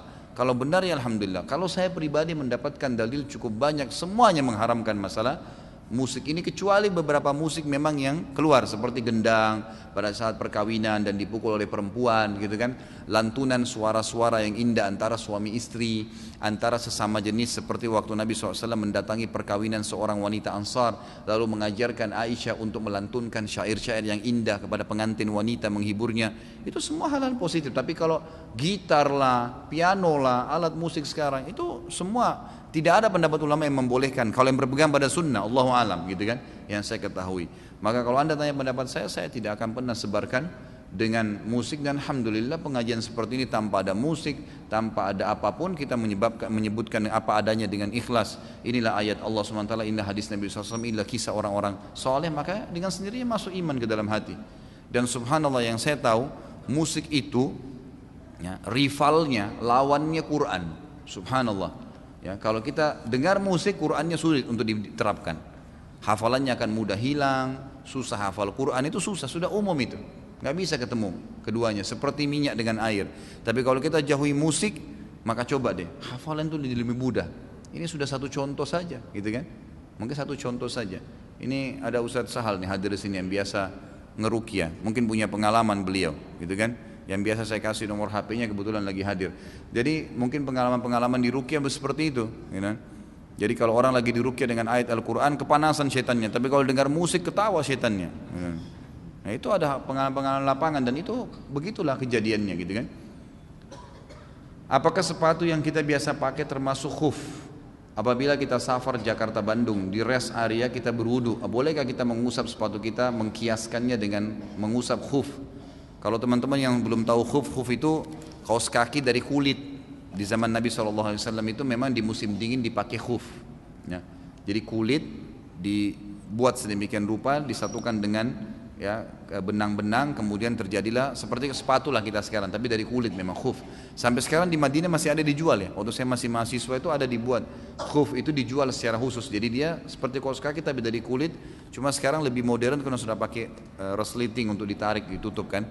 Kalau zaman dulu orang masih memakai tali yang diikat-ikat. Memang ulama fikih mengkiaskan khuf itu masuk kaos kaki, masuk sepatu. Dua-duanya, karena khuf memang dari kulit, gitu kan. Berarti dibolehkan. Kalau anda memang musafir dan pada saat memakai kaos kaki atau sepatu itu, ya, kita sudah bersuci, sudah berwudu ya. Mau keluar rumah sebelum safar ke Bandung tadi sudah wudu. Kemudian di tengah jalan keluar angin, mohon maaf, buang air kecil, buang air besar. Ya, selama bukan junub, ya bukan mandi junub, hanya buang air kecil, buang air besar. Kemudian kita tidak membuka kaos kaki dan sepatu tadi. Ya, karena seperti misal di Eropa, di negara-negara yang memang biasa musim dingin, memang mereka tidak melepaskan kaos kaki, gitu kan. Nah bagi musafir kalau dia cuma buang air besar, buang air kecil, ya keluar angin, selama dia belum cabut kaos kakinya, sepatunya juga dibuka, dia memasuk, mohon maaf, di WC membersihkan, bersuci diri hanya dengan duduk di WC dengan membersihkan tanpa membuka kaos kaki, maka mereka pada saat wudu lagi nanti cukup mengusap ya, kaos kaki atau sepatunya. Bagi mukim boleh sehari semalam, bagi musafir 3 hari 3 malam sebagaimana disebutkan dalam hadis yang sahih riwayat Bukhari tentang masalah tersebut. Jadi mukim 1 hari 1 malam, musafir 3 hari 3 malam. Tapi kalau anda junub wajib buka, ya, harus mandi, gitu kan. Jadi kalau mukim pun, mukim artinya tinggal di kota, kalau sudah sehari semalam harus buka juga, perbaharui kembali dengan mengusapkan kaki tadi. Apa hukumnya menjual barang bajakan? Tidak boleh, haram. Tidak boleh, haram. Kenapa harus jual barang bajakan? Memang tidak ada barang lain, barang yang halal. Tapi itu banyak Ustaz di masyarakat. Ya masa kalau orang buat salah kita mau ikut-ikutan? Kalau mereka masuk neraka kita juga mau masuk neraka? Ya usah, jangan. Jangan perbuatan salah orang kita jadikan sebagai patokan. Ya, saya pernah tanya satu orang tidak sholat nih. Kenapa kamu nggak sholat? Ya, saya masih mending Ustaz, saya masih sholat asar. Teman saya nggak sholat sama sekali. Yang dijadikan patokan orang yang lebih buruk. Jadi akhirnya dia menganggap prestasi itu sudah bisa sholat asar. Gitu kan? Ini kesalahan. Melihat orang yang lebih buruk dari dia, mestinya dia lihat orang yang sudah sholat 5 waktu sehingga dia bisa lebih baik prestasinya. Gitu kan? Kalau kita tidak punya ijazah SMP, ya, kita punya ijazah SMP, kita selalu melihat orang yang punya ijazah SD. Saya lebih baik, itu kan SD. Saya masih SMP. Dia tidak lihat orang yang sarjana. Nggak bakal jadi sarjana itu, karena dia anggap itu prestasi tertinggi. Gitu kan? Nggak bisa, mesti cari orang yang lebih baik.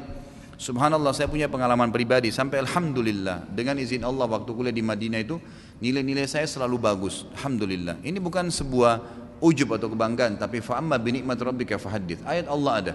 Kalau nikmat Allah berikan kepadamu dan kamu bisa memberikan motivasi kepada orang, ceritakanlah.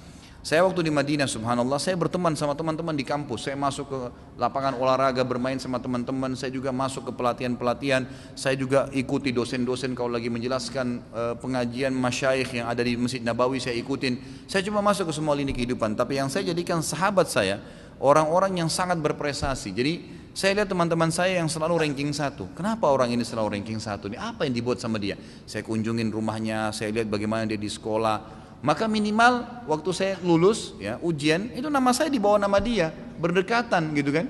Karena saya menjadikan dia sebagai tolok ukur saya. Tapi kapan antum lihat, oh ini teman-teman semua standar nih, kalau 60 lulus, ini teman-teman saya semua 60 nih ya sudah, patokannya itu. Maka bisa saja kita 55 kan? Tidak lulus. Ya, jangan lihat orang yang standar, cari orang yang prestasi, maka kita akan menjadi lebih berprestasi nanti, kan gitu. Seperti itulah. Ada teman selalu hadir di pengajian seminggu sekali, ada teman hadir pengajian sebulan sekali, ada teman yang hadir tiap hari. Yang mana kita jadikan patokan? Yang tiap hari hadir, kan gitu. Karena pasti berbeda, dan kita akan termotivasi, gitu kan. Berikut potongan hadis Abu Daud. Lalu ada seorang laki-laki dari Muzaina atau Juhaina bertanya kepada Nabi SAW, wahai Rasulullah, bagaimana kita harus beramal? Apakah amalan itu berdasar pada takdir yang telah berlalu atau berdasarkan pada sesuatu yang baru?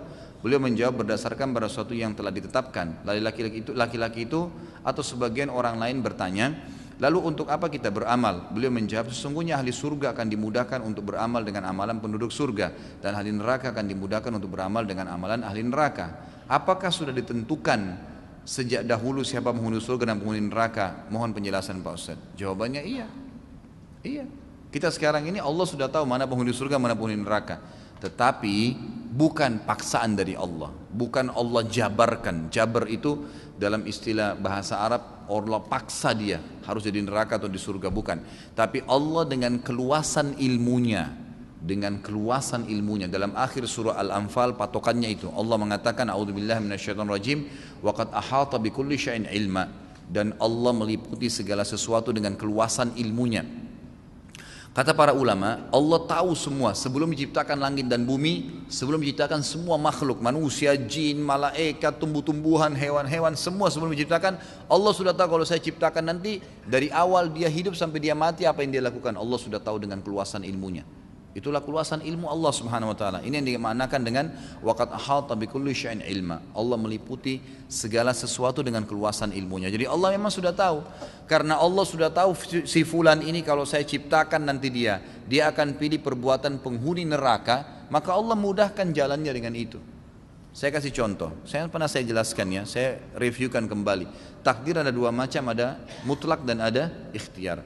Ada yang mutlak, antum tidak bisa campur tangan di situ. Lahir dari rahim ibu siapa, ya, paras wajah kita, warna kulit, umur kita, berapa lama kita akan meninggal, itu semua fungsi-fungsi anggota tubuh, kuping mendengar, mata melihat, hidung menghirup, lidah mengecap, bibir mengucap, semua itu fungsi tidak bisa dialihkan. Enggak ada orang bisa makan dengan kupingnya, enggak ada orang bisa mendengar dengan matanya, sudah begitu. Itu takdir mutlak namanya. Allah memang yang pilihin. Itu hak kuasa Allah SWT. Ada takdir yang kedua, ikhtiar. Ini yang sering orang tidak faham. Artinya berhubungan dengan perilaku kita sehari-hari. Makan, minum, tidur, menikah, semua itu adalah ikhtiar. Allah termasuk beriman dan kafir itu ikhtiar. Ikhtiar. Sekarang antum bisa duduk di masjid ini, majelis kita bisa pulang. Siapa yang bisa tahan? Walaupun saya bilang jangan pulang akhi, tetap kalau antum mau pulang hak antum, tidak ada yang bisa tahan. Tapi dengan antum memilih salah satu perilaku, duduk atau pulang, Allah sudah tahu pada malam itu, pada detik itu, di majelis itu dia akan pilih pulang atau dia akan pilih duduk, dicatat sebagai takdirnya. Gitu kan? Seseorang mau keluar ke diskotik atau mau tinggal di rumah, dia pilih kan, bebas, gak ada yang paksa dia.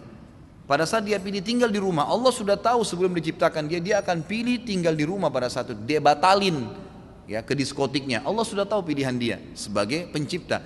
Atau kalau dia keluar pilih ke diskotik, Allah sudah tahu dia akan ke diskotik malam itu, dia akan minum atau dia akan buat apa. Maka Allah tahu apa yang dia lakukan.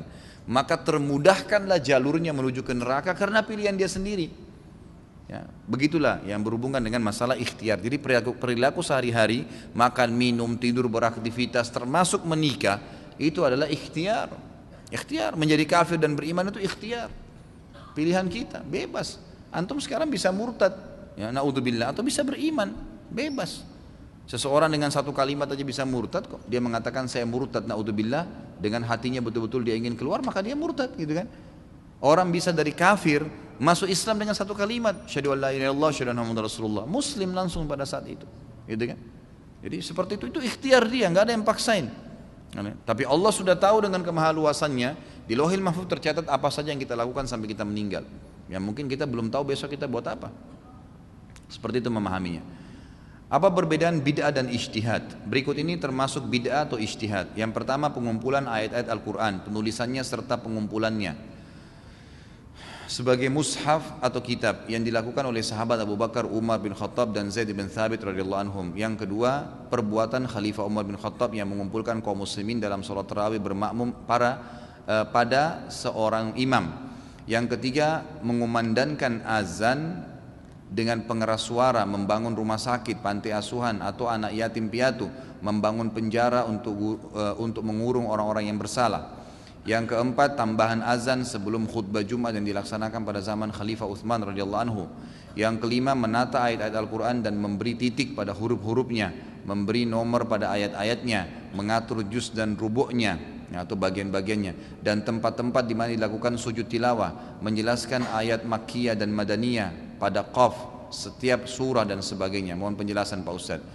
Jadi begini, ijtihad itu adalah sebuah upaya dari kalangan ulama. Pahami ini ya, ijtihad itu hanya boleh di kalangan ulama.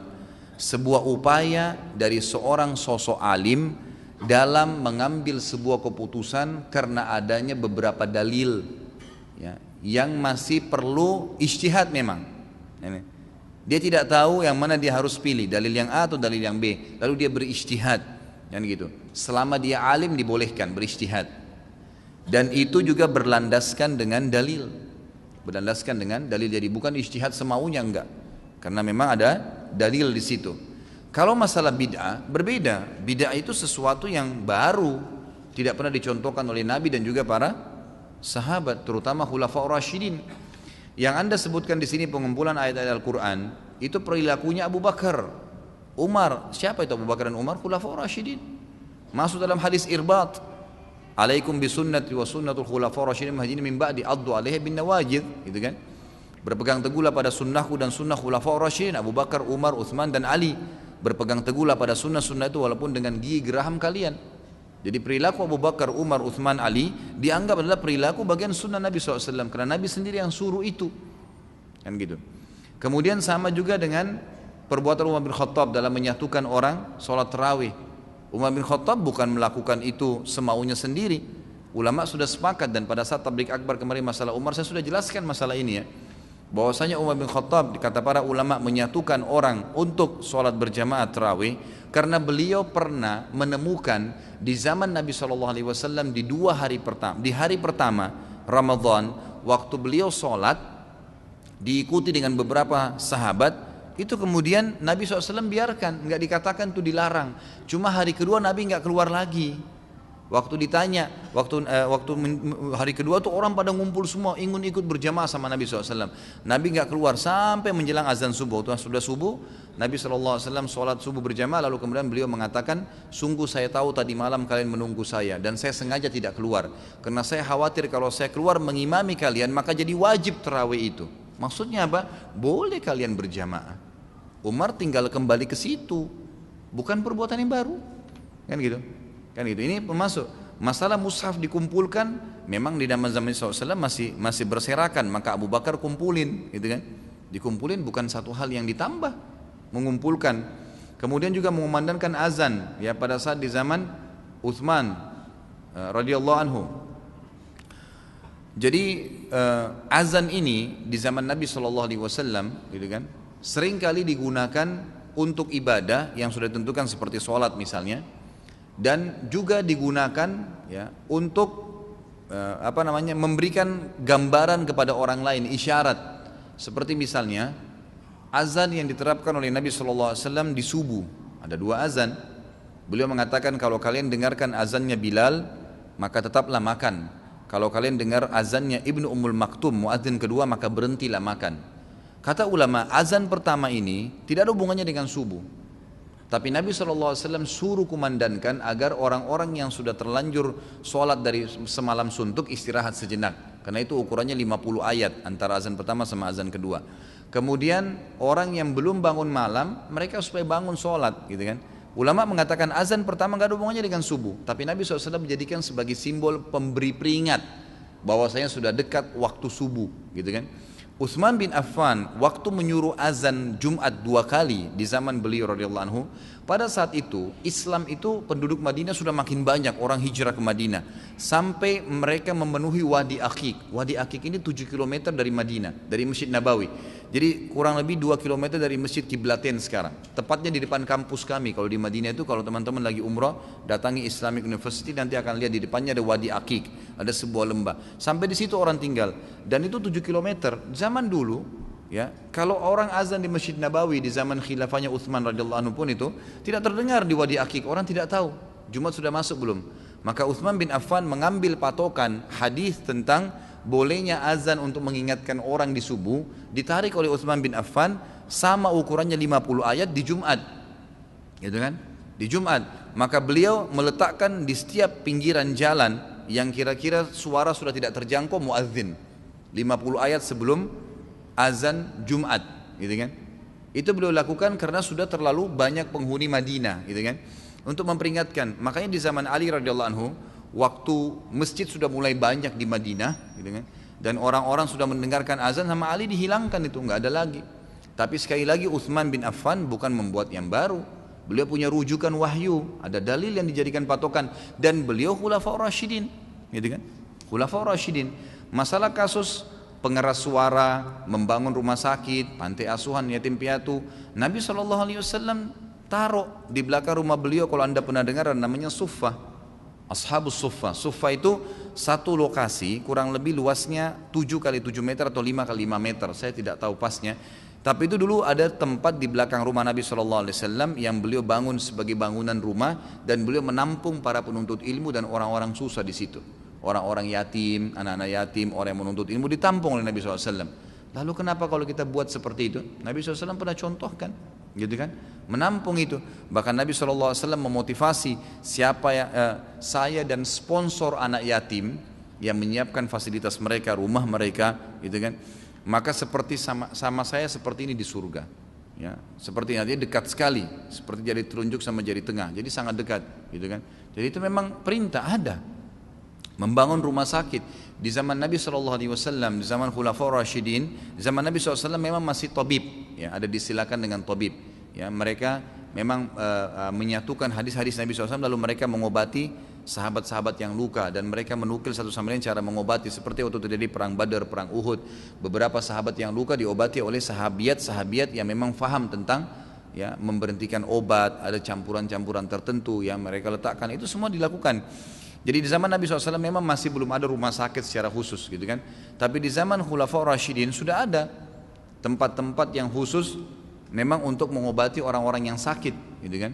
Walaupun itu biasanya masih menggunakan pelataran masjid, Tapi itu ada. Jadi tidak ada yang baru di sini.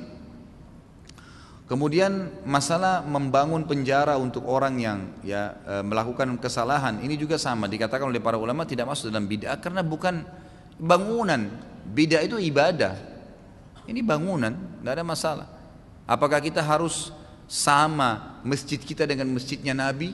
Zaman Nabi itu pakai batang kurma loh, ditebang atasnya, ditebang akarnya, ditancapin. Apakah kita juga harus cari sekarang batang kurma, tidak usah pakai semen dan batu bata? Tidak, karena itu fasilitasnya, bukan perilaku ibadahnya. Beda fasilitasnya.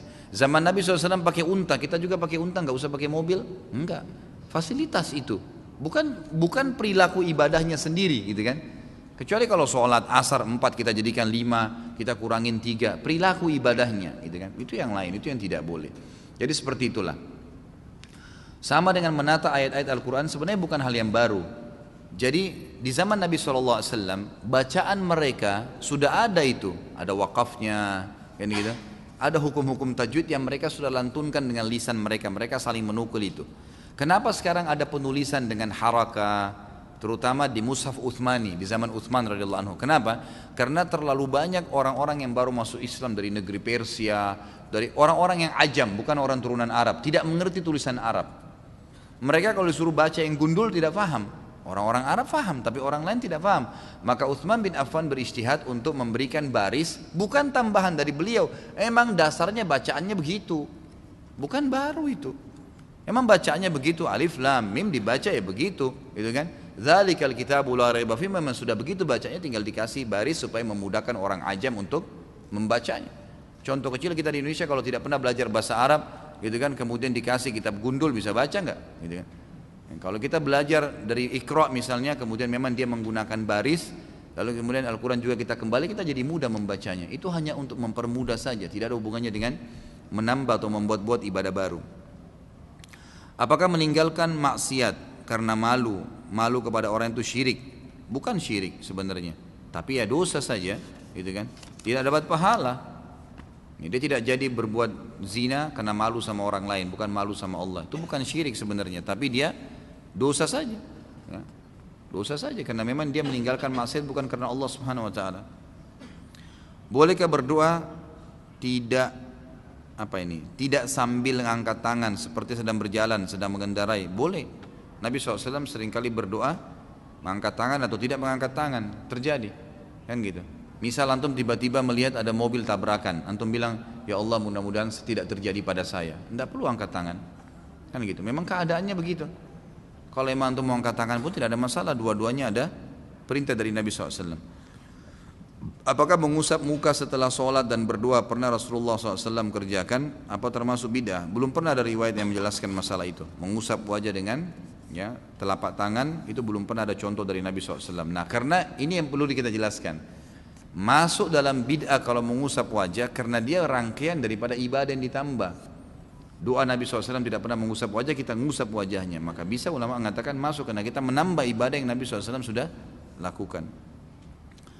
Apakah tersentuh rambut istri dapat membatalkan wudhu? Enggak, kecuali antum syahwat lain, kan gitu. Ini sudah pernah saya jelaskan kan. Jumhur ulama mengatakan bersentuhan dengan kulit yang bukan mahram, ya, kalau tidak diikuti dengan syahwat, gitu kan, dan tidak sengaja. Kalau yang bukan mahramnya, istri di sini sengaja pun tidak apa-apa, asal tidak syahwat. Kalau yang bukan mahram, jumhur ulama mengatakan kalau tidak sengaja dan tidak syahwat tidak batal. Enggak batal. Tapi kalau sengaja memegang, gitu, maka itu masuk dalam berhati-hati maka batal. Kalau syahwat jelas batal. Dengan istri menyentuh sengaja atau tidak sengaja enggak batal kecuali dengan syahwat. Makanya Imam Ahmad rahimahullah menekankan hadis Bukhari yang berbunyi, Aisyah berkata Rasulullah SAW pernah menciumku, lalu kemudian keluar mengimami sholat tanpa wudhu lagi. Ya, kata sebagian ulama hadis ini kebiasaan Nabi SAW mencium kasih sayang, mencium keningnya istri atau istri salaman dengan suaminya kemudian pergi sholat, maka tidak batal karena tidak ada syahwat, kecuali syahwat antum lebih tahu gitu kan. Kalau Imam Syafi'i lebih hati-hati, Imam Syafi'i mengatakan pokoknya tersentuh batal, syahwat atau tidak syahwat gitu kan. Jadi kurang lebih begitu gambar. Apa hukumnya jika ada perusahaan yang memberlakukan potongan gaji terhadap karyawan yang telat dengan alasan gaji yang dipotong tersebut akan diinfakkan? Hak perusahaan. hak perusahaan itu. Sebagaimana antum juga sebagai pegawai, ya, tidak berhak untuk mengambil gaji yang antum terlambat. Ini sering saya tekankan ya, hati-hati ikhwas sekalian. Kalau antum akadnya sama perusahaan masuk jam 7.30, gitu kan? Keluar jam 5 sore, antum datang pagi hari jam 7:31 menit, 1 menitnya itu harus antum minta ridhonya. Kalau enggak halal tuh, jangan diambil. Karena akadnya kan begitu. Lo terus macet Ustaz, ya datang sebelumnya. Kan gitu. Kalau kita biasa keluar jam 6 macet, ya sekarang setengah 6. Memang sudah itu konsekuensinya. Kalau enggak kan jadi haram. Perusahaan punya hak mengambil, dipotong, dihitung 1 bulan dia berapa jam kerja, berapa menit, dibagi kemudian dipotong. Masalah perusahaan ambil untuk dia itu haknya dia, atau dia infakkan itu juga adalah hak dia. Karena memang dasarnya itu sudah bukan hak kita. Kita bukan datang sesuai dengan akad. Apa kata Nabi SAW? Al-mu'minuna ala syurutihim. Orang mukmin sesuai dengan syarat yang disepakati. Apa hukumnya tinggal bersama mertua perempuan dalam satu rumah dalam kasus istri meninggal dengan tujuannya untuk menjaga mertua tersebut? Enggak ada masalah, mertua itu mahram. Ya, mahram mertua itu, bahkan lebih cenderung pendapat ulama fikih yang saya cenderung padanya ya. Jadi kalau jangankan istri meninggal, berarti masih tetap mertua ya. Mantan, istilahnya orang cerai suami istri. Ya, ada orang mengatakan mantan mertua, bukan mantan mertua, tetap mahram itu, walaupun cerai dengan anaknya. Kenapa? Karena Allah Subhanahu Wa Taala mengharamkan ya seseorang menikah dengan mantan anak mantunya, dan seseorang juga diharamkan mantan anak mantu menikah dengan mertuanya. Ya, kan tidak boleh kita menikah dengan mantan istrinya ayah. Ya, tidak boleh menikah dengan orang tuanya mantan istri, nggak boleh. Orang tuanya mantan suami nggak boleh. Itu mahram abadi itu. Selama kita akad nikah, gitu kan? Sebagaimana juga kalau antum menikah dengan seorang janda punya anak. Gitu. Kalau antum sudah laki-laki sudah menggauli ibunya, maka anaknya itu mahram abadi itu. Walaupun antum cerai sama ibunya, tidak boleh nikah sama orang perempuan ini yang anaknya dulu istri kita. Udah nggak boleh, gitu kan? Tidak boleh sama sekali. Begitu juga dengan perempuan. Menikah dengan seorang laki-laki, duda punya anak, dia sudah digauli oleh suaminya, ayahnya anak laki-laki itu jadi mahram buat dia, walaupun cerai dengan suaminya, karena tidak boleh nikah lagi ya kan? Seperti itu.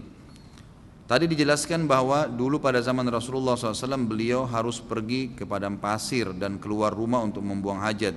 Bagaimana kaitan dengan adanya doa masuk kamar mandi, sedangkan waktu itu belum ada kamar mandi atau toilet. Jadi apa, semua sifatnya insidentil ya. Apa yang sudah dibentuk, misalnya antum ambil pelapa-pelapa kurma kalau kayak zaman dulu diniatkan untuk menjadi WC, mau buang air besar, ya itu di situ dibaca doa.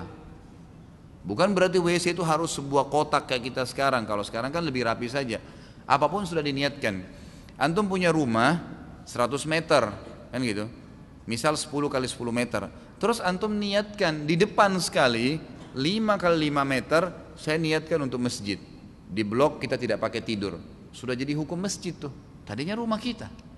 Tergantung niat antum. Kalau sudah diniatkan maka jadi tempat itu, gitu kan? Jadi rumah kita pun tadinya kamar tidur dibongkar nih, semua bukain pintu depan untuk jadi masjid. Sudah niatin, ada azan, ya itu sudah hukum masjid. Sholat tahiyat masjid di situ, hukum dapat sholat berjamaah di situ, pahalanya sudah berlaku semuanya.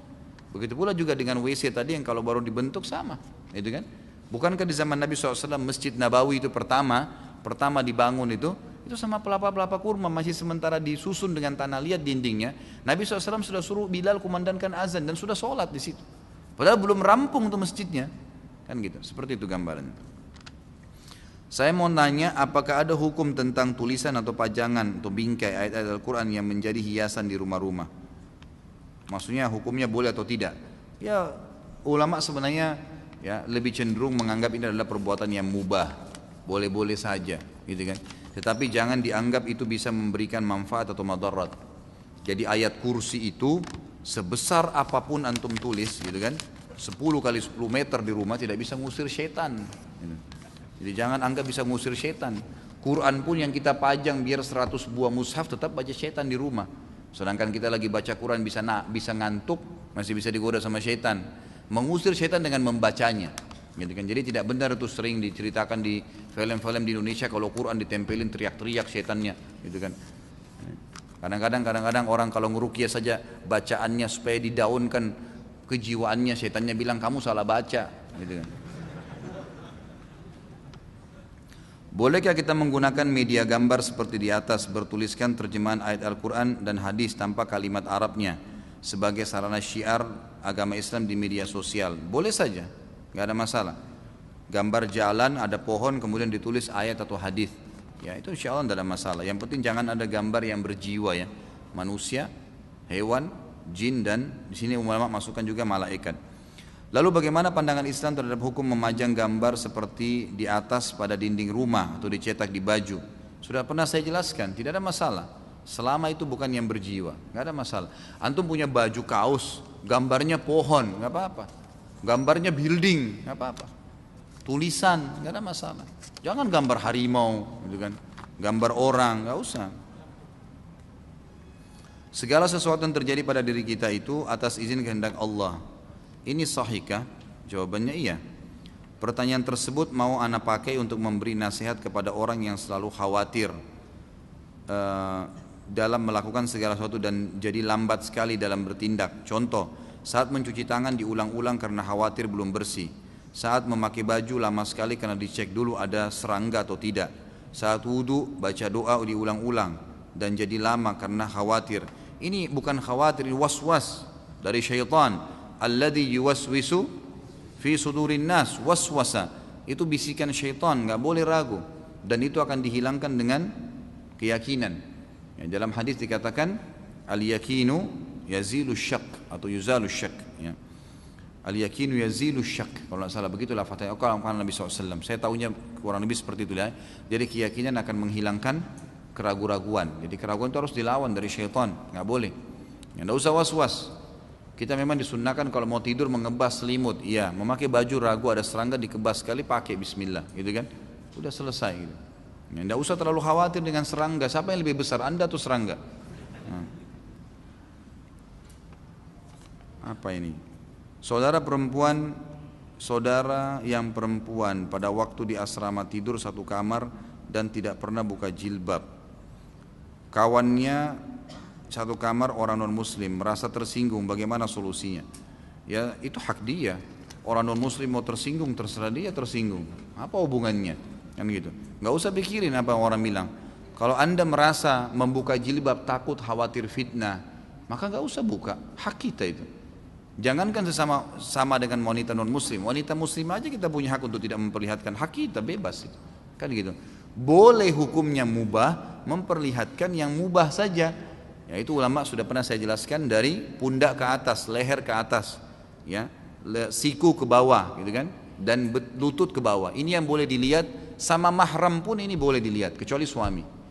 Ayah hanya boleh lihat anak perempuannya yang sudah masuk dalam sinnut tamiz, umur yang bisa membedakan jenis kelamin. 10 tahun itu yang boleh dilihat oleh si ayah, lutut ke bawah, leher ke atas, siku ke bawah sampai ke lengan. Lebih dari ini nggak boleh, sudah nggak boleh, gitu. Bisa jadi fitnah, gitu kan?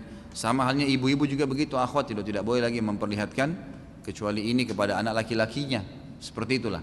Dan sudah pernah saya jelaskan sampai ke masalah kecuali suami istri ya, sampai masalah jenazah saja, kalau ada laki-laki meninggal, anaknya yang perempuan tidak boleh mandikan jenazah anak ayah laki-lakinya, ayahnya dia. Anak perempuan, anak laki-laki nggak boleh mandikan jenazah ibunya. Yang boleh suami istri atau sesama jenis. Ya, karena ini memang sudah batas, nggak boleh memang, sudah nggak boleh lagi. Ini sesuai dengan sabda Nabi SAW, perintahkan anak kalian, ya, sholat di umur 7 tahun dan pukullah mereka di umur 10 tahun dan ini saksi bahasan, pisahkan mereka di ranjang. Kata ulama pisahkan di ranjang artinya tidak boleh lagi saling melihat, ya, tidak boleh lagi tidur bersama-sama. 10 tahun itu sudah nggak boleh, termasuk nggak boleh tidur sama orang tuanya. Bila kita berbuat kebaikan, apakah pahala kita akan sampai kepada orang tua kita yang sudah meninggal? Dan apakah benar bila kita berbuat dosa, maka dosanya pun akan terhubung dengan orang tua yang sudah meninggal? Jadi itu masalah berhubung perbuatan kita dengan orang meninggal atau tidak, tergantung apakah dia penyebab kita melakukan atau tidak. Orang tua atau bukan. Misal, orang tua memang dasarnya mengajar anaknya berbohong dari kecil. Pada saat anaknya terapkan, orang tuanya dapat dosanya. Pada saat orang tuanya ngajarin jujur atau amanah atau sholat, lalu anaknya kerjakan, dia dapat pahala. Tapi kalau orang tuanya nggak punya andil sama sekali, anaknya jadi baik, ya tidak ada hubungannya sama orang tuanya. Tidak ada andil di situ. Makanya kan sering kita tekankan dalam masalah pendidikan anak, ya usahakan Anda sebagai orang tua punya andil di situ. Jangan terus andalin orang lain. Didik mereka gitu kan. Ajarin doa tidur, ajarin doa bangun tidur. Itu yang mesti kita lakukan. Apakah athar sujud atau bekas sujud pada kening merupakan tasyabuh dengan agama Syiah? Gak ada. Mana ada orang Syiah punya athar sujud? Itu kan terbongkar itu. Beberapa tokoh Syiah yang dahinya hitam itu ternyata pakai batu panas di kepalanya. Dilengketin di dahinya batu panas. Gak ada hubungannya dengan mereka sujud. Subhanallah. Itu athar sujud juga biar antum sholat sujud lama gak muncul-muncul kecuali Allah mau. Itu bukan dibuat-buat emang.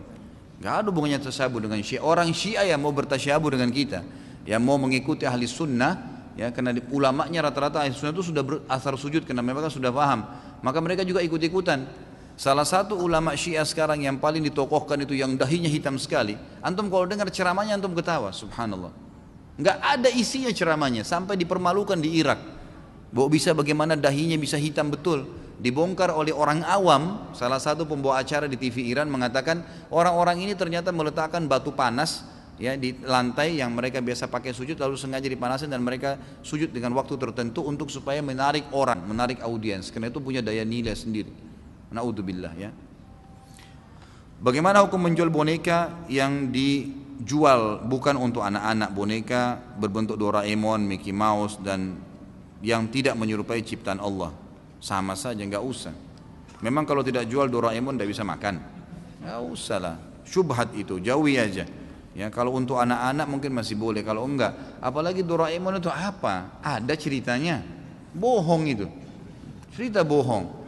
Dan kita makin sebarin lagi kebohongan itu, subhanallah. Dari perutnya bisa keluar ini, bisa keluar itu, anak-anak menghayal nanti begitu. Bohong semua, ngapain? Nggak ada manfaatnya. Mickey Mouse tikus, ngapain kita sebarin berita tikus? Mendingan antum ceritain tentang Abu Bakar, tentang Aisyah, tentang sahabat pejuang-pejuang Islam. Daripada Mickey Mouse apa segala, nggak ada manfaatnya sama sekali. Itu Batman, Spiderman semua khayalan, ada orangnya mana? Nggak ada, bohong semua, dibuat mengkhayalan, tidak masuk di akal gitu. Itu permainan orang-orang Yahudi semua. Tinggalin itu, nggak ada gunanya.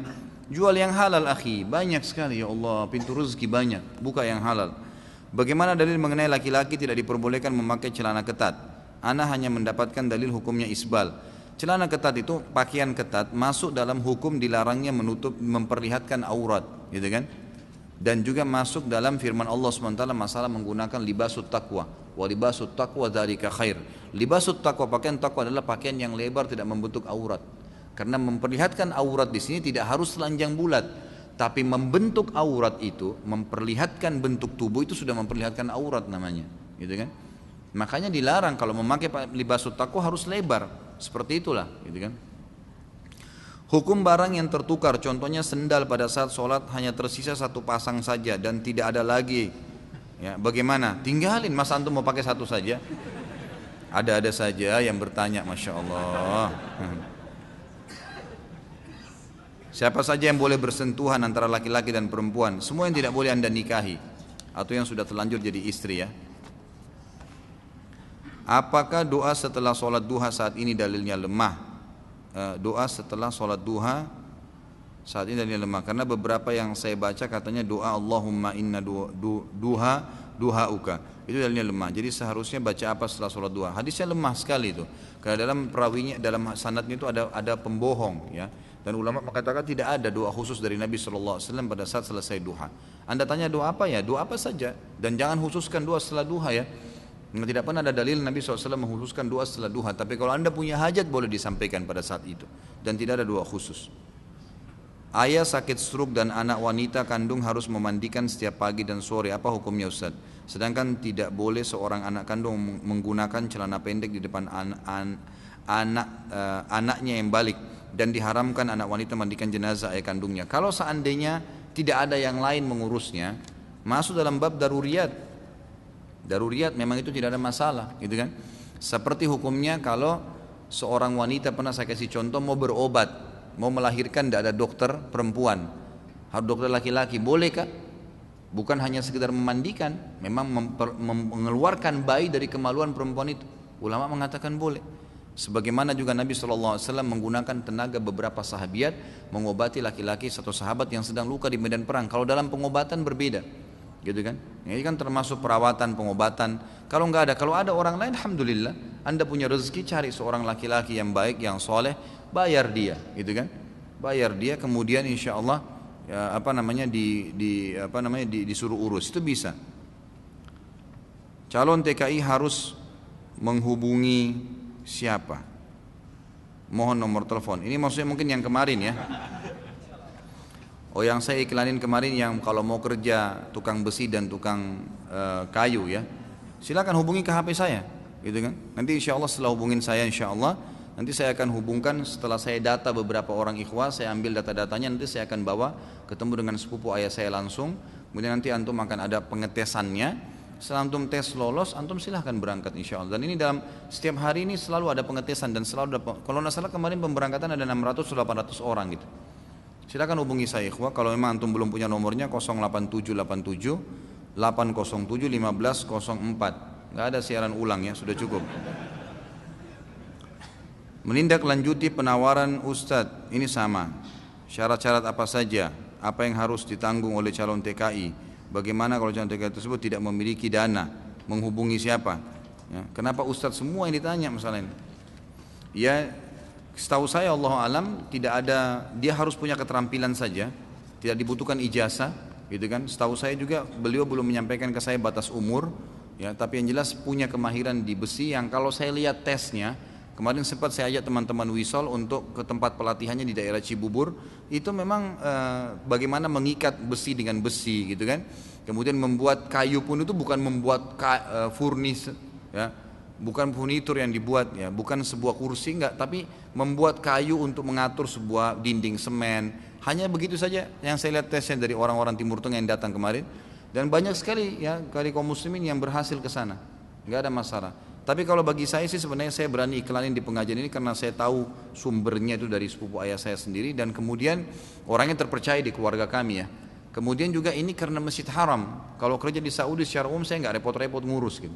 Tapi karena antum bisa sholat 5 waktu di Masjid Haram, azan antum pasti berhenti tinggal sholat saja. Karena pasti berhenti, antum dilarang bekerja kalau lagi azan gitu kan. Antum bisa sholat malamnya setelah 8 jam kerja, antum bisa istirahat, bisa hadir di halaqah para ulama, bisa belajar bahasa Arab kan 2 tahun kan gitu. Setahu saya begitu. Kalau masalah anggaran biaya nanti antum bisa bicara sama orangnya langsung insya Allah gitu kan. Nanti setelah saya data beberapa orang, karena saya bilang sama dia nanti saya data beberapa orang dulu, baru kemudian saya bawa kepada dia gitu. Saya mau tanya, jika kita sudah berusaha rajin ibadah, sholat, puasa, zikir, wudhu, tapi masih saja mudah marah pada sesuatu yang sepele saja, bagaimana menurut Ustadz? Bagaimana solusinya agar tidak marah? Hubungi Ustadz Sahal, Ustadz di Ruqyah ya. Ya. Mungkin sampai situ dulu karena ini pertanyaannya masih banyak dan insya Allah waktu sudah jam 9 lewat. Jadi selama ini saya suka bicara masalah Ruqyah. Ini kebetulan beliau hadir, silakan bisa dikontak langsung kalau ada yang bermasalah, suka mimpi buruk, suka banyak syaitannya, malas ibadah. Nah ini tiap hari bunuh syaitan, jadi bisa dihubungin. Kemudian juga kemarin jazakallah khair ada salah seorang ikhwah yang sudah 2 kali memberikan saya baju. Yang antum lihat ini dikasih hadiah oleh beliau. Saya mengatakan jazakallah khair dan saya merasa cocok. Kalau ada yang suka nanti bisa dihubungin. Saya nggak tahu hadir nggak malam ini orangnya gitu. Saya nggak tahu dikasih karena supaya saya pakai saja atau untuk promosikan. Saya sampaikan apa adanya gitu ya. Baik, sampai di sini insya Allah. Semoga Allah berkahi majelis kita. Kalau ada benar dari Allah, kalau ada salah dari saya mohon dimaafkan. Subhanakallahumma bihamdika asyhadu an la ilaha illa anta astaghfiruka wa atubu ilaik. Assalamualaikum warahmatullahi wabarakatuh.